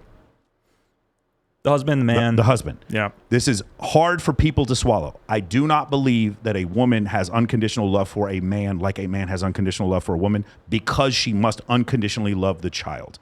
That's why. And evolution, when you think about it from an evolutionary standpoint, it makes sense. So because of that, what you are going to find is women that will be with a certain man for a certain amount of time, and then when he no longer fulfills her requirements from a validation standpoint or from an alpha male or whatever standpoint you want to come up with, then she will choose a different male. It is called a mate switching strategy. There are scientific studies about this. I don't know why. This shouldn't even be offensive at this point. I mean, at this point, ladies, you all know a woman who left her man, this guy was treating her well, but she just went on with some other dude. Like you said, you helped this girl grow her YouTube, and she left you for some dude with 20 million followers. This is a real thing. It's a mate switching strategy. So because that exists, you understand this makes things very difficult. This is 10 in general. When the burglar breaks into the house, who is the one who grabs the shotgun and goes downstairs? In general, it is us as men that we're willing to, throughout history, it is us who go to war and we're willing to die for our family. The unconditional love for the family tends to be from men. Again, this is a theory that certain people who believe in hypergamy believe. And it's offensive to a lot of people because they want to believe, no, women can unconditionally love men. But I find that difficult to believe in the same way that men unconditionally love women. I know I'm going to get a lot of hate for this part, but I have yet to see anything that shows me that is not the case. That is one of the ugly things about hypergamy that people understand. And then the other thing is a man being exceptionally nice to a woman, buying her things, doing things, supplicating to her, and then she accepts these gifts and then goes and sleeps with some alpha male at the same time. This is also a function of hypergamy. And again, is this theoretical? Ladies, be realistic. Do you know a woman who's ever done that? Accepted gifts from one man, gone on a date with a man and not had sex with him, and then gone off and had sex with some other guy? Be realistic. How offensive is what I'm saying if you know it to be true? So that's the problem. Real life does not fit what we want to characterize male-female dynamics. By the way, men are just as guilty. Just as guilty. Sleep with a woman, say, hey, I do not want other men to sleep with you, so I'm going to tell you we're in a relationship with each other. Meanwhile, behind your back, I'm going to cheat on you with other women. Therefore, I keep you from sleeping with other men while I go and have sex with other women. Men are just as hypocritical. I'm not sitting here trying to bash women. It's just hypergamy has to do with women. If you guys want to get into a deep discussion about it, go back and watch the David Buss episode. The things that I'm bringing up are backed up by science and scientific surveys, even though they are incredibly offensive to certain people in gender studies and women's studies groups. The reality of the situation is they're undeniable at the same time. Anyway, go ahead. Yeah, it is. I mean, I'll say something at risk of probably offending even girls that I know that I am friends with. But when I was living in Hollywood Hills in a 5,000 square foot place, and I had a driver and a Sprinter van. I already know what you're going to say. I already know. And then I was like, you know what? I need a year of self-work. Yeah. And I'm going to move to Boston for a year. Yeah. And I'm going to build. I noticed that I was treated differently by my female friends. Yeah, dude. They were a little nicer to me when I lived in the hills. Bro, when I have, hey, do you want to walk the carpet of the Maxim party? It is crazy how they treat me differently at that point. It's interesting. Which again, I don't blame them, to be honest. No, why would they want to? I mean, yes, no one is. I am not here to call women out. I know there are other podcasts out there that specifically all they do is call women out. What I am stating is that evolution must create some mechanism by which women can determine this man is good for me, this man is not good for me, and those heuristics that are created through that mechanism lead to things like cheating and leaving your boyfriend for a sugar daddy. Those things happen because of this. Not always. There's other reasons why. Sometimes you have a perfectly good husband. He gets fat, loses motivation, his testosterone levels go down, and you're looking at this fat guy every day, and then you tell your parents, I just don't want to be with this guy anymore. I don't love him anymore. I've changed. He's changed. And then you go off and find some other guy. You're not wrong for that. I'm just explaining the economic mechanism by which that happens. It's not fate or destiny or karma. It's evolution. It's evolution. Yeah. It is. Yeah. Uh-oh. Get ready for the messages for that one. Let's talk about this, man. I love this. Fun without drinking. This is a big one for me. So a lot of people know I've come to the determination that my body does not break down alcohol properly, and that's the reason why I can't drink. I don't think it's a willpower thing. At this point, being 44 years old, and having almost no ability to drink at all, I don't find it fun. I never get to the euphoric state. I've never been buzzed. I've never been drunk. I don't find it pleasant. There's not 1% of pleasantness when I drink. I'm pretty sure at this point I've come to the realization my body just can't break down alcohol. It's just a weird thing. I've also never tried marijuana. I've never tried cocaine. I've never tried any drugs. I've never tried mushrooms. I've never tried LSD. I've never tried DMT. Nothing. And so for me, going out completely sober is the only reality I know. I've also obviously never had sex drunk either, and I know several people who have never had sex sober. In fact, I know several women. In fact, the majority of women that I know, the first time they have sex with any man, they are drunk. They are drunk almost every single time the first time they have sex with a guy. In fact, I can't think of many women that wouldn't say that. I know one of my female friends, she said she went to AA, she stopped drinking, and she said the number of men that she sleeps with now that she doesn't drink before has dropped by 2 orders of magnitude. That's what she said, right? So it is a really interesting thing that happens, but I don't drink. So can you talk a little bit about the realization that you've had about going out and having fun without using alcohol?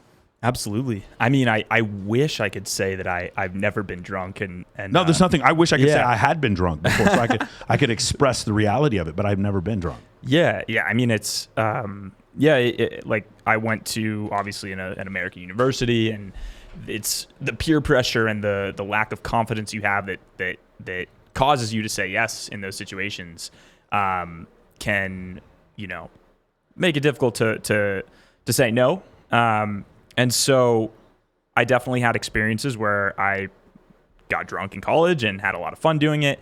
But then there was, I started doing my YouTube channel, and drinking kind of affected my ability to hit that flow state and put out videos on time. And I also realized I looked like a fucking idiot when I was drunk on camera trying to do what I was doing. It does weird things to your eyes, man. Yeah. It makes your face kind of get flush and you can't focus correctly. Yeah. And I mean, I even had a segment at one point that was like, got a lot of views. It was like drunk questions. And so I would, do a shot at every question. But ultimately, I haven't been drunk now in I think 6 months probably. Yeah. And I'm so much happier top to bottom, and I have so much more fun when I go out. Yeah. How do you do that? Because that's, I think the biggest audience for this question, at least on my end, is guys who are in that like college phase where everyone around you is doing it. How do you say no? Yeah. And then once you do say no, how do you actually have fun doing it? The other group that I know I've been a part of as well is when you start to actually get the circle of friends, and like you said, you go to the club, and especially if you go with female friends and they're throwing bottles at you, how do you say no to that? Yeah. So it's really I think the answer comes down to and it's funny again how this comes, like it's very similar, like loneliness and all this. Like you have to get to know yourself. Yeah. I don't have when someone offers me a drink, I just look at them and I just go, I don't drink. Yeah. Like, no. And then they don't bother me. Yeah. But when you aren't sure about it, that's when you have a problem. So you have to first understand and ask yourself, like, why do I not want to drink? What do I have a bigger purpose? Am I mastering something? Am I working on myself in some capacity? Can I sit in a room and do nothing and generate happiness from within, this whole present thing? And then if you can answer all of those questions and know yourself and be happy in presence, then you can go out and have far more fun than anyone else. And then it's 2 a.m. and you want to go work on your business project until 7 a.m. and you can do it. And you wake up the next day and you can do the same thing all over again. So it's so much more fun and effective. How amazing and hypocritical is it when you meet the people who think you're creepy because you're not drinking? Bro, I know this one girl, she like thinks it's weird that I teach men self-help, and she only dates dudes who get her fucking blasted because that's normal. Giving her money and drugs and fucking taking her out to an expensive dinner and getting her really fucked up is the correct way to court her. But being funny and building a business and going to the gym every day makes me weird. Like there's a lot of people who feel that way. Have you ever experienced stuff like this? Yeah, absolutely. I mean, drinking can make you do some weirdest things. I mean, I have a buddy on, it just pops into my mind. Like, my last friend who got really, really drunk on New Year's, we didn't know where he went. Yeah. We were like in an apartment after we'd gone out, and we were like, hey, where's, I'm gonna use a fake name. Yeah. Where's Dan? Yeah. And, we're like, I don't know. I think he went up to bed or something. And then like 30 minutes later, someone tried to go to the bathroom and the door was locked. And we're like, oh, maybe someone's like hooking up in there or something like that. And 20 minutes go by, they're still in there, and then my friend like picks the keyhole, opens the door, and my friend has his pants on his ankles, and he's like passed out on the bathroom floor, and he didn't, he didn't look too good. Yeah. And it's just like that's the condition that I never want to find myself in. For sure. Ever. And not only that position literally, but you know, the after effects of that are just not worth it at all. Okay, so let's talk about that. After effects kind of screw you up from a productivity standpoint. It's not cheap to drink in LA or Vegas, right? I bought 2 drinks for my friends the other night. It was $110. That's how the drink inflation, bro. It's expensive. Go to excess, right?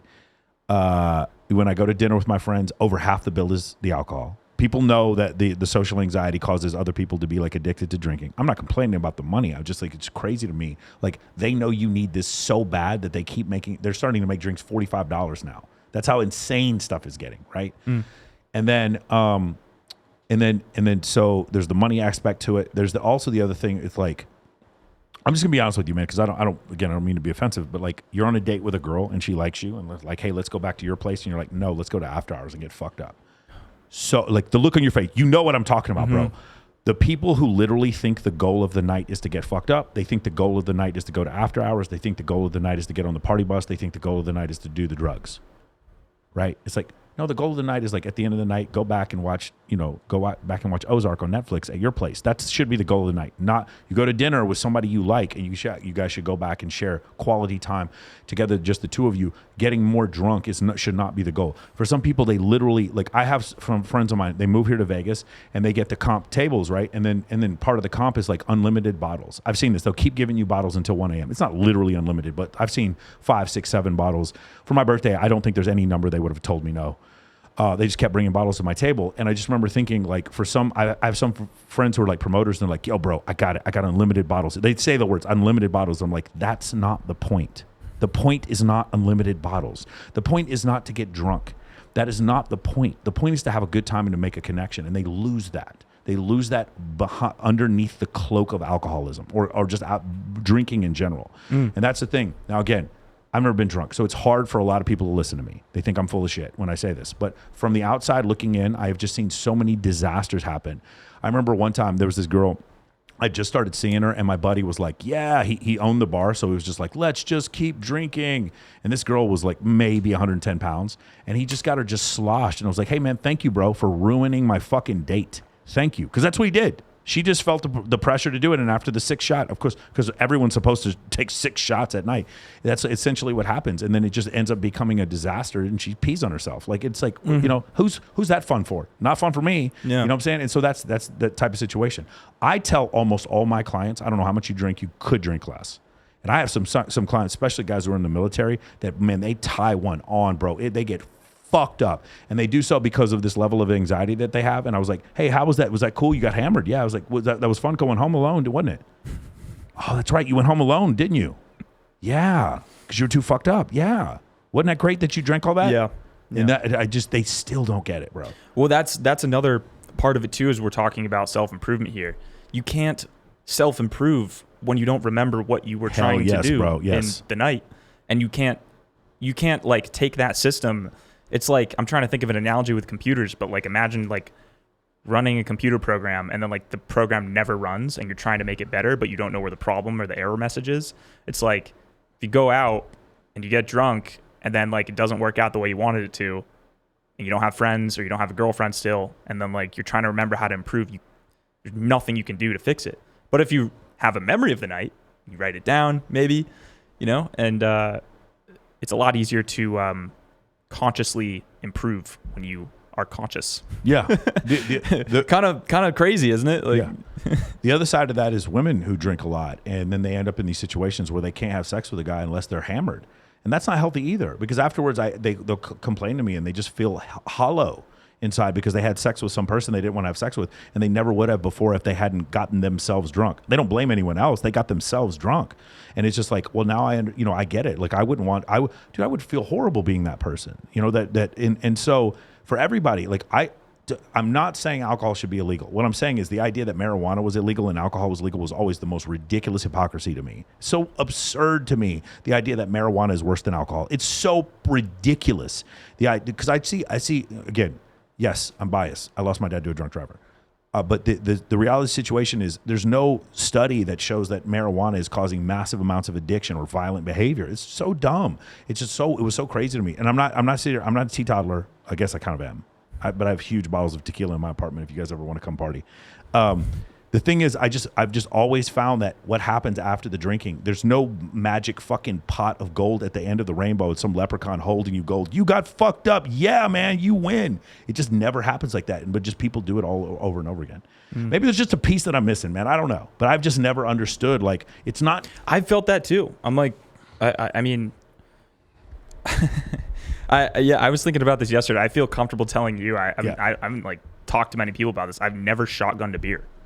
Yeah, I've never shotgunned a beer either. I don't I'm just like, am I missing something? It doesn't look fun. Yeah, I don't know. I just look. I'm like, everyone's doing this. I'm like, I don't want to do that. To be fair, pegging doesn't look fun either. But we've had a couple of females come on here and talk about that. So yeah, I mean, that part has always just been so crazy to me. It's like, is there something that I'm missing here? Because I don't see it. I don't really understand why getting that hammered, means so much. But then I do understand that some people deal with high levels of anxiety, and because they get, especially a lot of girls who dance here in Las Vegas that work at the Rhino or Sapphires, they tell me about how fucked up they get before they come into work. They have to in order to deal with these men. And while I wish they wouldn't do that, I get that. I don't understand men who just get trashed every night. I don't understand that. Or women just going out in a social situation. Because what happens after a while is because that buzz point starts off after one drink. And then later it's after two. And then later it's after three. And then it finally gets to 10. And you've probably seen this before. I have some friends of mine that go, if I were to go out and try to get drunk tonight, it would go 1, 2, 3, 4, 5, 6, 7, 8, 9, 10. That was the steps of drunkenness for me. But when you see people who drink for a long time, it goes 1, 2, 10. It goes 1, 2, and then they're fucking fighting the security guard. It goes 1, 2, and then they're vomiting on the floor. 1, 2, they're pissing next to their car. 1, 2, and they're going home to have sex with a stranger. They're falling off the toilet. They're falling off with the their toilet. pants off. Exactly. There's no 1, 2, 3, 4, 5. It goes 1, 2, 10. That's how it goes. And I see it over and over again. I'm like, this is when I know they have a problem. And I'm like, why would you want to be trapped in this? You understand what I'm saying? Anyway, I don't want to beat that too much. No. One more point on it. I mean, I see it. It's like, it's also the casual end of the day. Like, oh, I just need a glass of wine to relax. Yeah. I'm like, can you relax just doing nothing? Yeah. Like I say all the time to my guys in my group, I'm like, if you can't do nothing, how do you expect to be able to do anything? Yeah. Well, that's that people try to rationalize that the one glass of red wine after work is supposed to have health benefits. And I'm like, what else has health benefits? Going to the gym after work. Okay. Oh, you get antioxidants from red wine. You know what else you can get antioxidants from? Raspberries. You don't have to drink red wine in order to get these magnificent health benefits. Like, there's other ways to do this. I feel like we're gonna get people coming after us for like these comments more than anything. It's so funny. The hypergamy comments, no one's gonna care. Women, yeah, you're right. We don't unconditionally love men. Fuck men, they're trash. You tell me not to drink. Well, because fuck you, Michael Sartain. I'm gonna drink all I want. Well, because what we're saying is, you are coping with something using that, and that's very offensive for people to look at themselves in the mirror and. I empathize with that. I would definitely agree with that. So going back to the Maxi thing, you plan on changing it into something else. You plan on developing it into something else. What are your future plans for that application? Yeah. So I built it myself. Okay. I don't know how to code. So you taught yourself Python? Like, how'd you figure this out? I had the idea 2 years ago. I used my social circle. And I called the smartest developer friend that I had in my network, and I said, "Hey, I have an idea for this program. What do I have to do here? Do I have to raise money? Do I have to can you do it? Like, what do I do?" And he was like, "No, you just Google it. You just use Zapier, and you just find some pre-existing tech and put it together like Legos." And I was like, "Really?" And so I basically just Googled it and figured out how to build it. So Maxi as it exists, I didn't write a line of code. I actually had some developer friends come in and create some features I needed. You're just copying and pasting from different libraries? Is that what you're talking about? No, it's all so you're familiar with Zapier? Vaguely, yeah. So Zapier is it's like Legos for tech. You can basically take pre-existing programs, take Typeform, for example. That's one of the pieces of Maxi. And you can connect it to all of these different other pieces of pre-existing tech. So Maxi's really is 9 or 10 pieces of tech combined into one. As a kid, this is a good, life purpose, finder thing, I think, for people, good exercise, is look at what you like doing as a kid. For me, I loved Bionicles. Do you remember what those are? No? Okay. No. All right. So Bionicles are they're kind of like Legos, but they're basically Legos. And so I would take 3 different sets and make something different. and make something unique that like wasn't following the directions. So that's what Maxi is basically, but with programs. So right now it's bootstrapped. I built it myself. It works incredibly fucking well. And it's attractive. I think it looks good. But my plans this year are I'm working with a very interesting dude who is he's one of like the top like affiliate marketing kind of guys in the world. I've only ever sold Maxi to my following, and I've studied it and I've gotten feedback and I've iterated and iterated and iterated, and it's at a point now where I'm ready to ship it to, you know, potentially millions of people. Yeah. So I'm going to build it and really explode it in the next year using, you know, ClickBank and other, you know, affiliate marketing strategies, as well as like tapping into my network. I've specifically told my influencer friends, don't talk about Maxi because I want to do an actual deal with you in the future when it's at a point where it's ready to share with the world. Right. So for example, like one of the strategies would be I have Michael Sartain on. You have guys who like Michael. We do an interview. I interview about your mind, less about like your history, but more about like how you think. And I download your mental model into Maxi. Okay. And then you and I, you know, have some kind of deal where, you know, people from your audience come in, they sign up for it. They basically get to use Maxi to think like Michael. Okay, now that's crazy. That makes sense. Yeah. You know, I had a similar thing where algorithms. I would have a mentor, and then I would sort of create an algorithm in my head whenever I was making decisions. What would Tom Sosnoff do right here, or what would Neil Strauss do right here? Like I would have these kind of decision-making matrices in my head. Yeah. Yeah, very very similar to that. Yes. Yeah. So it's basically like the mission this year is to like siphon out mental models of my network, and then also introducing it to a cold audience. And then after that, I would say in the next 1 to 2 years, build out, you know, like bring in a full-on development team and really build it out properly. Because I have a lot of visions for it that I just can't do myself. Which I'm very, very optimistic and excited for. Someone had a question for me about Neuralink, you know, Elon Musk's chip in the brain thing. And I was like, our response to it was like, you know, I think that our brain is a supercomputer already. And I think that people only access 2 to 15% of it. And Maxi lets you, I can't give you an exact percentage, but it does allow you to access a hell of a lot more than I think that average 2 to 15%. And so, you know, the mission is to really help people learn, like people aren't given a self-instruction manual and they don't know how to use their brain. And so I want Maxi to be the tool for millions of people around the world to finally learn how to stop being programmed by the fucking news and media and learn how to finally program yourself to get what you want out of life. Nice. Okay. So when we go into that, when you program yourself, you have a reading list. You have a certain type of books that you like to read. You get most of your information. I get next to no information from the news. I try to read between 40 and 60 books a year.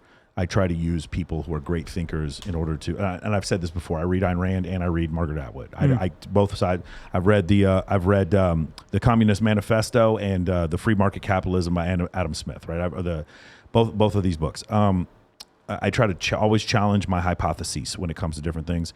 I spend more time reading anti-vax stuff than I do vaccine stuff because I keep waiting for them to show me their side of things from a mathematical, statistical standpoint. They can't.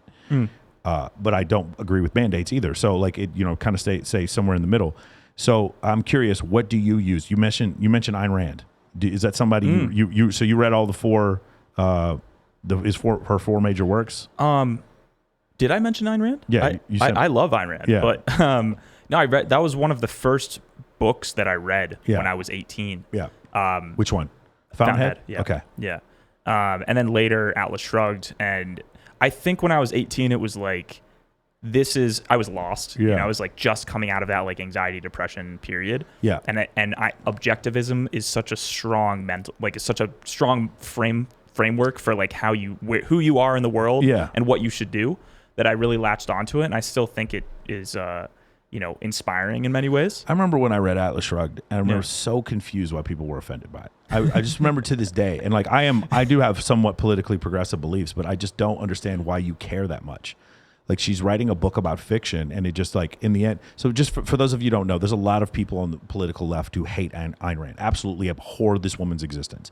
And the reason is she writes books where the main characters are completely self-deterministic. Like they do not collaborate in any way whatsoever. They do not conform to other people's beliefs, and they end up making money or becoming successful completely based on their own individualism. They do not count on anyone else for assistance, and because of that, there's a lot of people on the but they speak very much in favor of free market capitalism and individualism and stuff like that.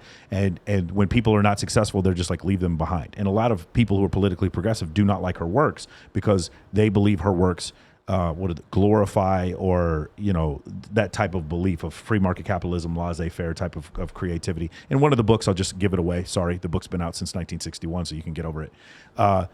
All the wealthy people in the United States go into some area by themselves, just them. They leave everyone else alone, and then the rest of the country just the infrastructure crumbles because the smartest, wealthiest people all just go to this one area. Mm-hmm. That's the end of the end of Atlas Shrugged. Again, I'm giving it away. Is the city of New York just going blackout? That's how it works out. A lot of people are upset by this. I've never found it that much to be upset. I'm also not upset by Margaret Atwood's belief of a theocracy coming over and taking over and enslaving women.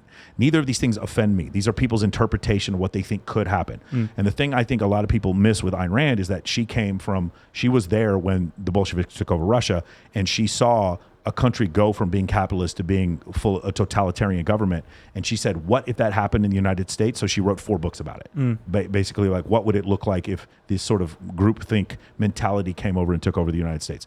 Not saying I agree or disagree. It's fucking fiction. It's not something you need to be offended by. That. It's interesting because I don't think we've gotten pretty dystopian lately, but it hasn't gotten Ayn Rand dystopian quite yet. However, you say it's fiction. I have a group of friends that are starting this thing called Praxis Society, and it's a DAO. So we're going to a what's it called, a caldera? Croatia. It's Croatia. Yeah, they're going to go to Croatia. And start Andrew Tate said Romania. That's what he's doing. Yeah, he's doing his there. Yeah. No, it's interesting. And, people don't like some people are like, I don't want to be told what to do at all. Yeah. And I'm just going to go here and I'm going to start again. And, it's interesting to see how history repeats itself over and over. Yeah. Or at least it maybe doesn't repeat, but it rhymes. But you do see, you do see an example of what was in that book in the mass exodus of wealth from California to Texas. Mm-hmm. Mm-hmm. That whole thing where a bunch of people have just gotten fed up with Governor Newsom's tactics and got California and moved to Texas, that is basically the synopsis of what Ayn Rand's books are about. If you continue to raise taxes and have governmental control over and over again, eventually the wealthy will leave and your tax base will leave. And then the rest of the people who are not the producers their society ends up crumbling. So it's an interesting, again, it's her hypothesis. It's her way of restating what she believed. But remember, this woman survived her country being taken over by a totalitarian regime. So her belief about it is a little different. I just know that Ayn Rand is a touchy subject for a lot of people, even though she's been dead for a long time. Right. It's just very interesting. Well, she was also very anti-religion, I think, which was a lot of what people had a problem about with her, which, funny, I went through a very big, Richard Dawkins, Sam Harris atheist phase when I was 18, 19 as well. Shout out to Richard Dawkins. I actually am religious, and I also like Richard Dawkins. Oh, yeah. Yeah, but Richard Dawkins has some very extreme beliefs. Basically, it's child abuse to take your children to church before they have the ability to choose what religion they want to be in. He considers that to be child abuse. Yeah, that's fact. Yeah, the religion curve, we could talk about this for a while. I know you like memes. Mm-hmm. Do you know the Gaussian distribution IQ curve meme that has oh my God, I got to send you a bunch of these. Yeah. So do you know the IQ curve, how it's do you know what Gaussian distribution is? It's I know normal distributions and logarithmic distributions. So it's basically you have a small percentage of the population that's very low on the IQ curve. Yes. And then the majority of the population is right in the middle. It's inside of one standard deviation. So positive or negative 1 sigma. Yes. Right. And then there's the other third, or not even third, but small, even smaller, maybe just as small as the low end of the spectrum. Yeah. That is very high IQ. So it's just normal. So these would be standard deviations. Yes. So what you're talking about is 1 standard deviation is 68.27%, 2 standard deviations is 95.5%, 3 standard deviations is 99.6%. 3.7%. So you're saying that the very, very uneducated 4.5% here, and the extremely educated, highly intelligent 4.5% up here. Got Yeah. it. And fat what's funny tails. is they typically line up. Like and the memes are just hilarious. Well, yeah, you know? I mean, IQs are going to line up because the average IQ is 100. Because a mean IQ is always presented based. Well, I mean the start of the curve, like the low IQ and the high IQ, their beliefs. So we're talking about religion. Yeah. And you look at like when I was raised Jewish. Yeah. And I was like, oh, God. And then, I got to like I call it like my midwit stage where I was like logical and I was Richard Dawkins. I was like, there's no such thing as God. I can prove it. Yeah. And religions are the cause of all these problems and blah, blah. And then like you have the next, like you start reading Eckhart Tolle and you're like, oh, God, I understand now. So you kind of come back to, for sure, to that center. But I don't want to get too off topic too on religion and all that. We were talking about Ayn Rand and then back Maxi was So what you educate yourself. We were actually with Maxi, you were talking about not letting the news educate you.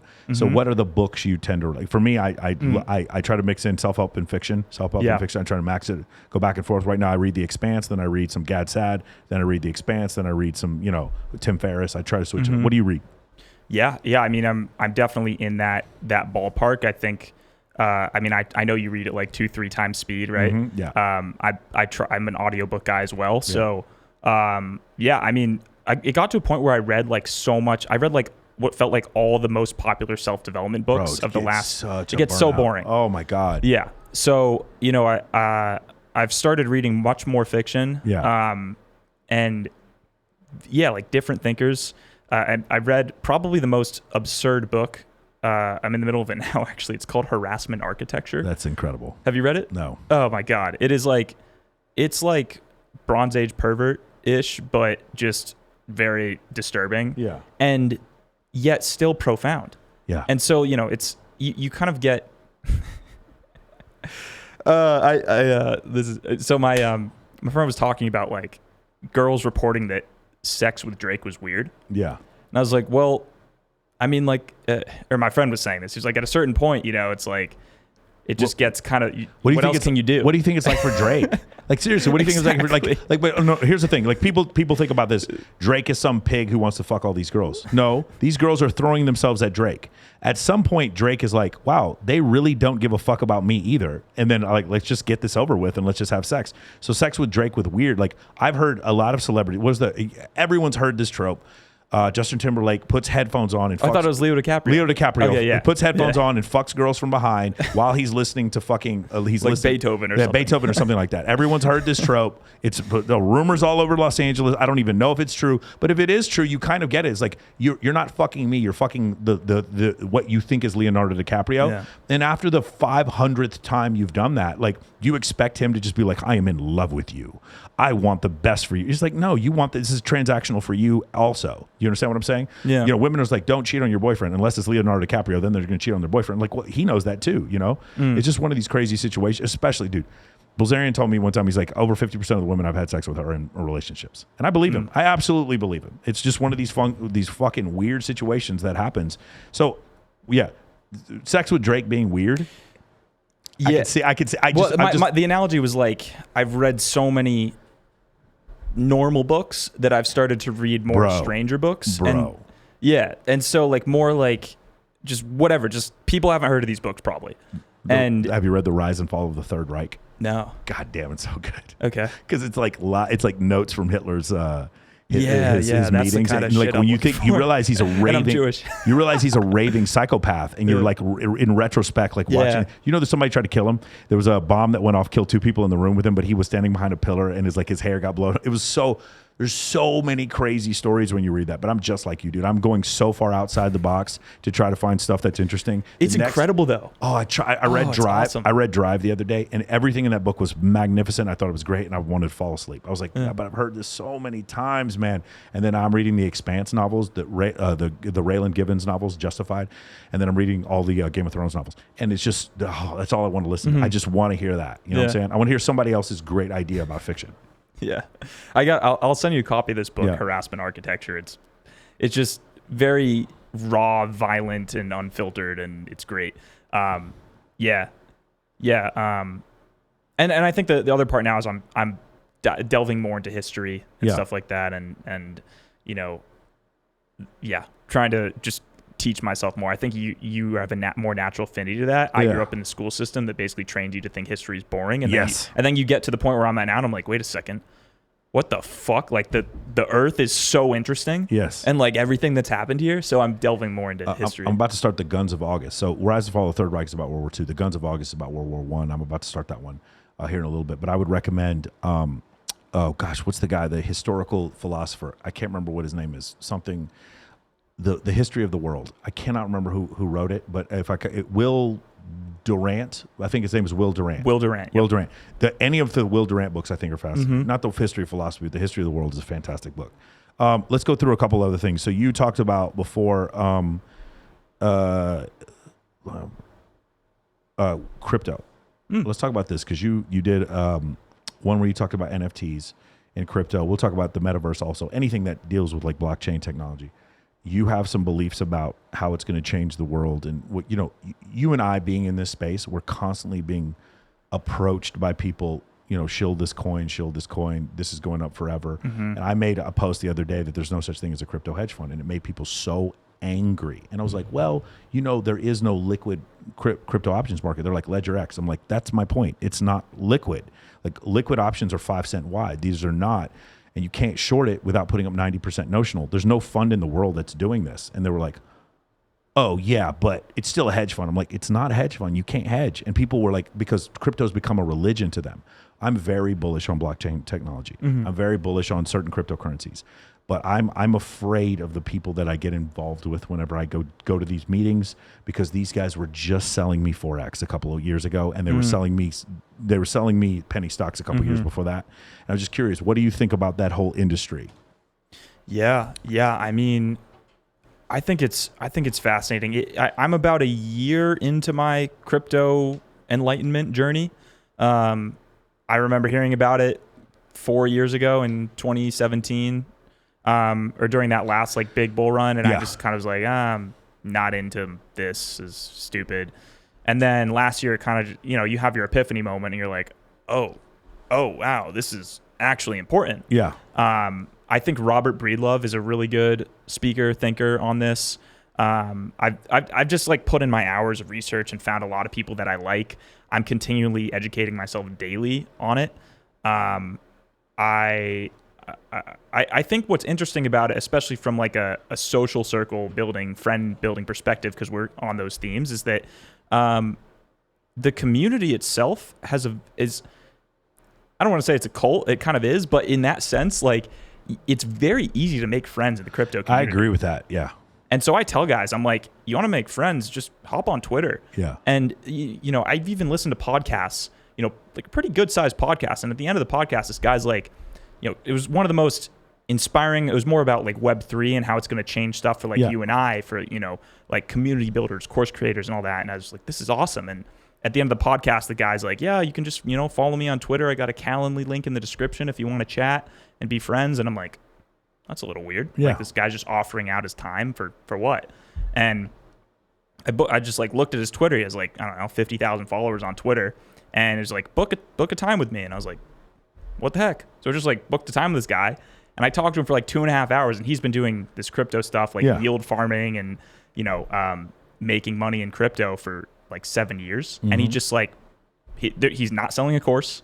He just wanted to kind of talk about crypto. Yeah. And so I think that's very interesting. And then, I've been doing a lot of research on the Federal Reserve and learned it's not federal and there's no reserve. And then you kind of compare like energetically, just the whole idea of crypto and the people involved. And they're definitely, absolutely can be those Forex trader, penny stock kind of scammer type guys. Yeah. But I've certainly found that the people who, if you can weed out the ones who actually know what they're talking about, and the people who are even building the space, there's a fascinating interview with Dmitry Buterin, Vitalik's dad. Okay. And he talks about, being raised in, him being raised in communist Russia, and then how he raised Vitalik and put Vitalik through this mentality of like the opposite of that, where like everything is free not free, like literally free, like communism, but like you have freedom to create and build what you want to do, and you can own things. Yeah. And so that's and then Vitalik, he talks about how Vitalik created Ethereum out of this like state of joy, that flow state we were talking about earlier. For sure. And then I think of Bitcoin and like the origin story of Bitcoin, and how the Satoshi is anonymous, and I have so many thoughts on it that just keep coming back and forth, but it's cool to see, energetically how it's kind of coming up. And I tell people who ask me questions about it, I'm like, they're like, Arlen, like, what should I invest in? I'm like, don't ask influencers what you should invest in. Thank you. That's exactly my point, man. Or that has been my point. Like I'm like, again, I have some female friends who I love very much, and they don't know, and I ask them to describe blockchain to me, and they can't, and then they tell me what coin to buy. I'm like, please slow down, man. Yeah. But here's the other thing, right? So, there's certain countries like India or China that have currency controls. If you are a wealthy person in that currency, you legally cannot leave the country with a certain amount of currency. Does that make sense? So a way to get around that is cryptocurrency. So what have China and India have done? They have threatened to make cryptocurrency illegal because now all of a sudden which of course it's trying to make cryptocurrency illegal is trying to make rumors illegal. It's ridiculous. But the whole thing about it is these countries, they want to maintain control over their populace, and in doing so keep them impoverished so that they can maintain a manufacturing economy, so that they don't want their standard of living to go too high, because then you'd lose the ability to manufacture all the world's goods, because you need laborers to want more. They want to make more money. So I mean, that to that extent, it absolutely is fantastic, and the instantaneous transactions is fantastic. I think where people are going to be a little surprised is the anonymity part of it. Because you mentioned Web 3.0. So for those of you who don't remember, Web 2.0 had to do with like IP addresses and TCP IP and that kind of stuff. Web 3.0, they're going to tokenize everything you do. So they're like basically, and like that sounds like a great idea to tokenize everything when it comes to voting. Not when you're looking at porn though, right? It just, do you really want everything tokenized? And that's what happens. Now your existence on the internet, everything you do becomes tokenized in Web 3.0, basically using blockchain in order for the verification of everything for security. What do you think about Web 3.0? Where is it going? What do you think the future holds as far as that's concerned? Yeah, I think it sounds like you do a really good job of reading both sides, and seeing the potential drawbacks of like this tokenization. I've been generally optimistic about it. Yeah, I think we have to be. There's a really interesting girl. We have to be because it's inevitable. Yeah, we have to be because it's inevitable. Yeah. Yeah. By the way, I feel the same way about Neuralink.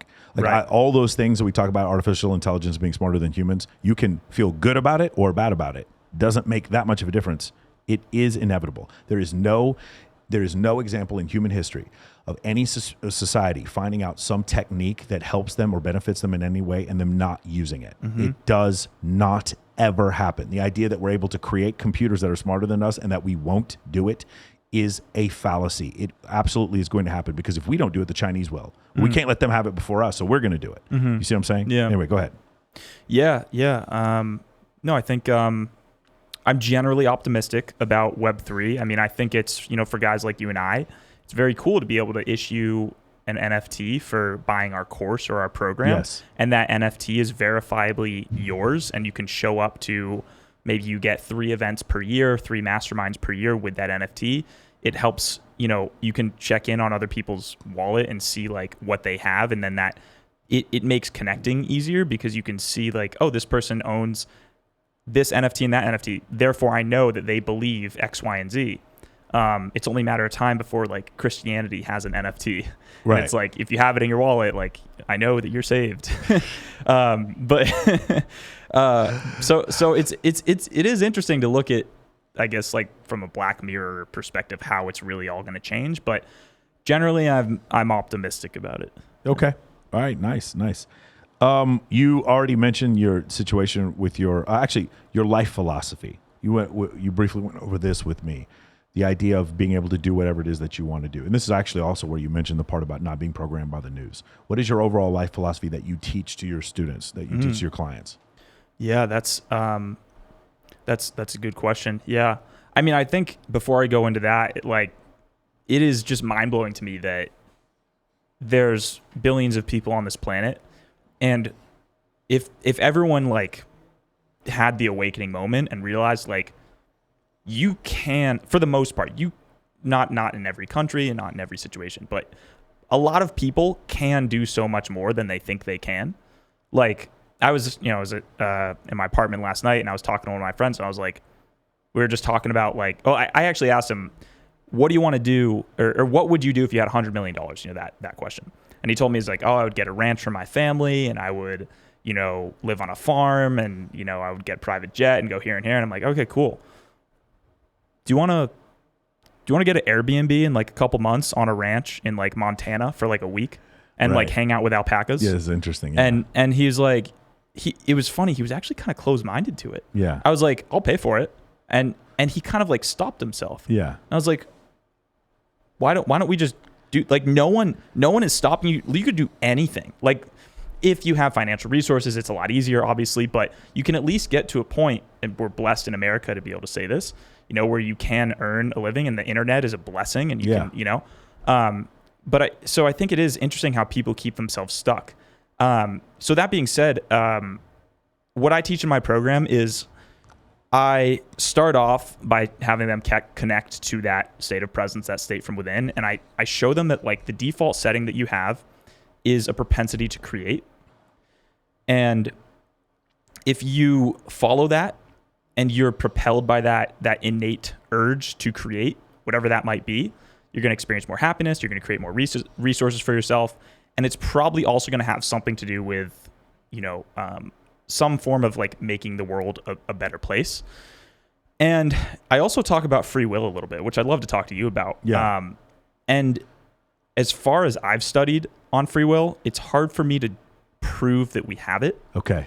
But I still think that for the most part, even though first order consequences might not say that the next statement I'm about to say is true, I do think that we are generally propelled toward the betterment of ourselves and for society. Correct. But the betterment of ourselves and for society would be an impulse that was brought to us by what? By means of what? Evolution. Mechanism? Evolution. Right. Therefore, there is no free will.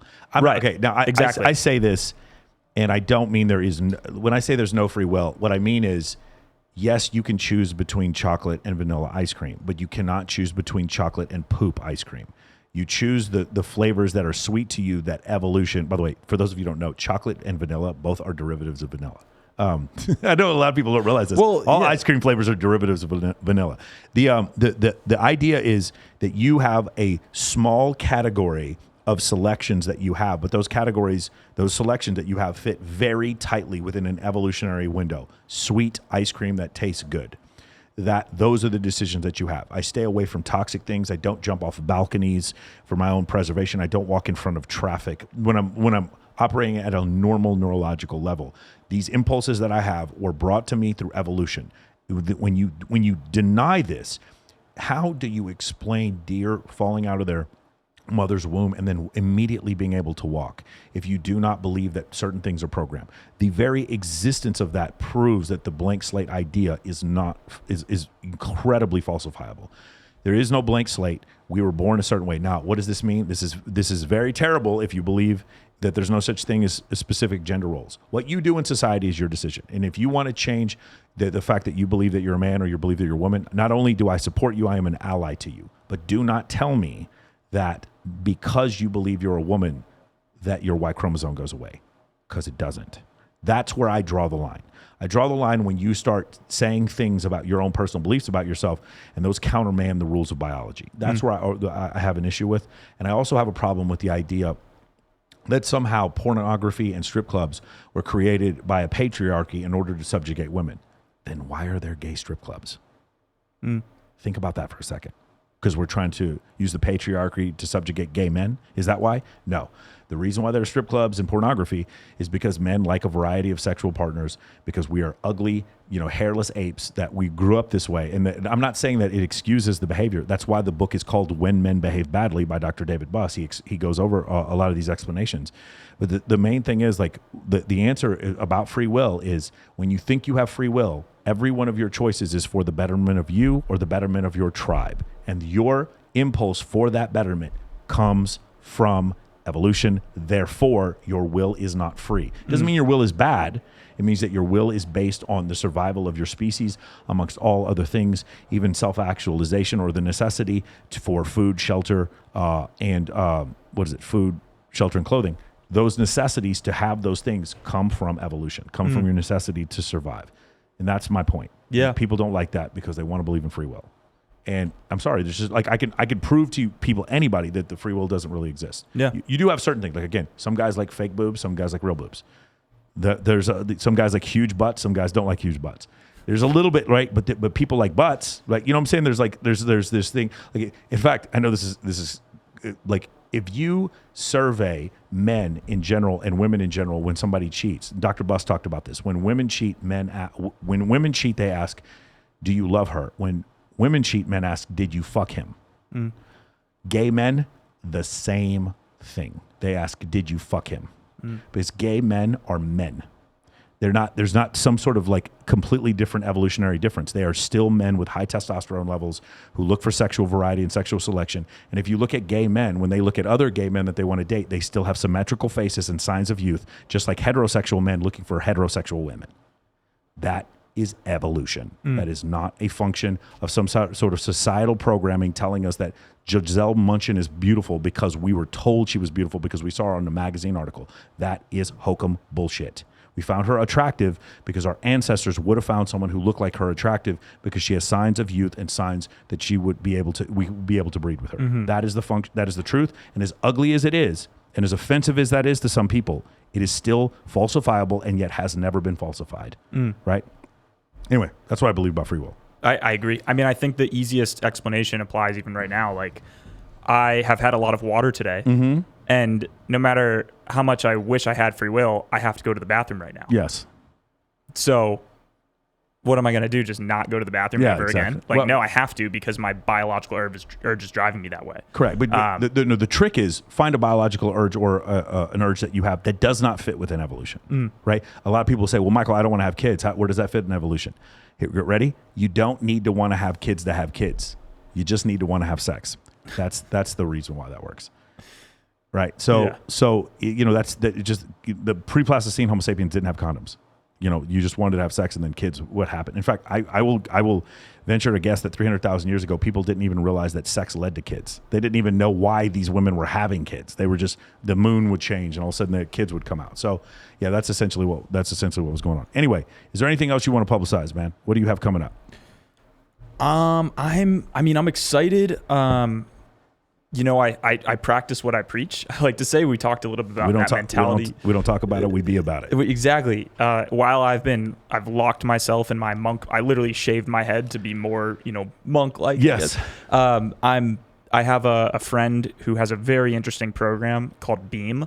Shout out to Beam. I'll have to show you. It's an augmented reality program. Okay. And it makes like holograms of people. You can just make them on your phone. And he got a really dope house in Los Angeles, right on the beach.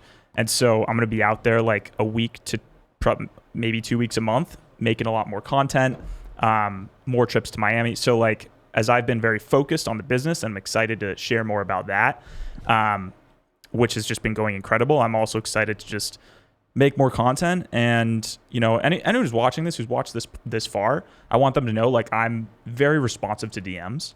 And I've got a big heart, and I listen. And so if there's anything you've resonated with what I've said, shoot me a message. I'm happy to help. Beautiful, man. Beautiful. Well, I'm just learning this whole YouTube thing. So I was happy to have Arlin on because he's an expert in that. He's been, how many videos you have up? You're in the 200, 300? Oh, no, I'm like 600 something. 600 something videos, right? Videos with millions of views. Like it's pretty awesome.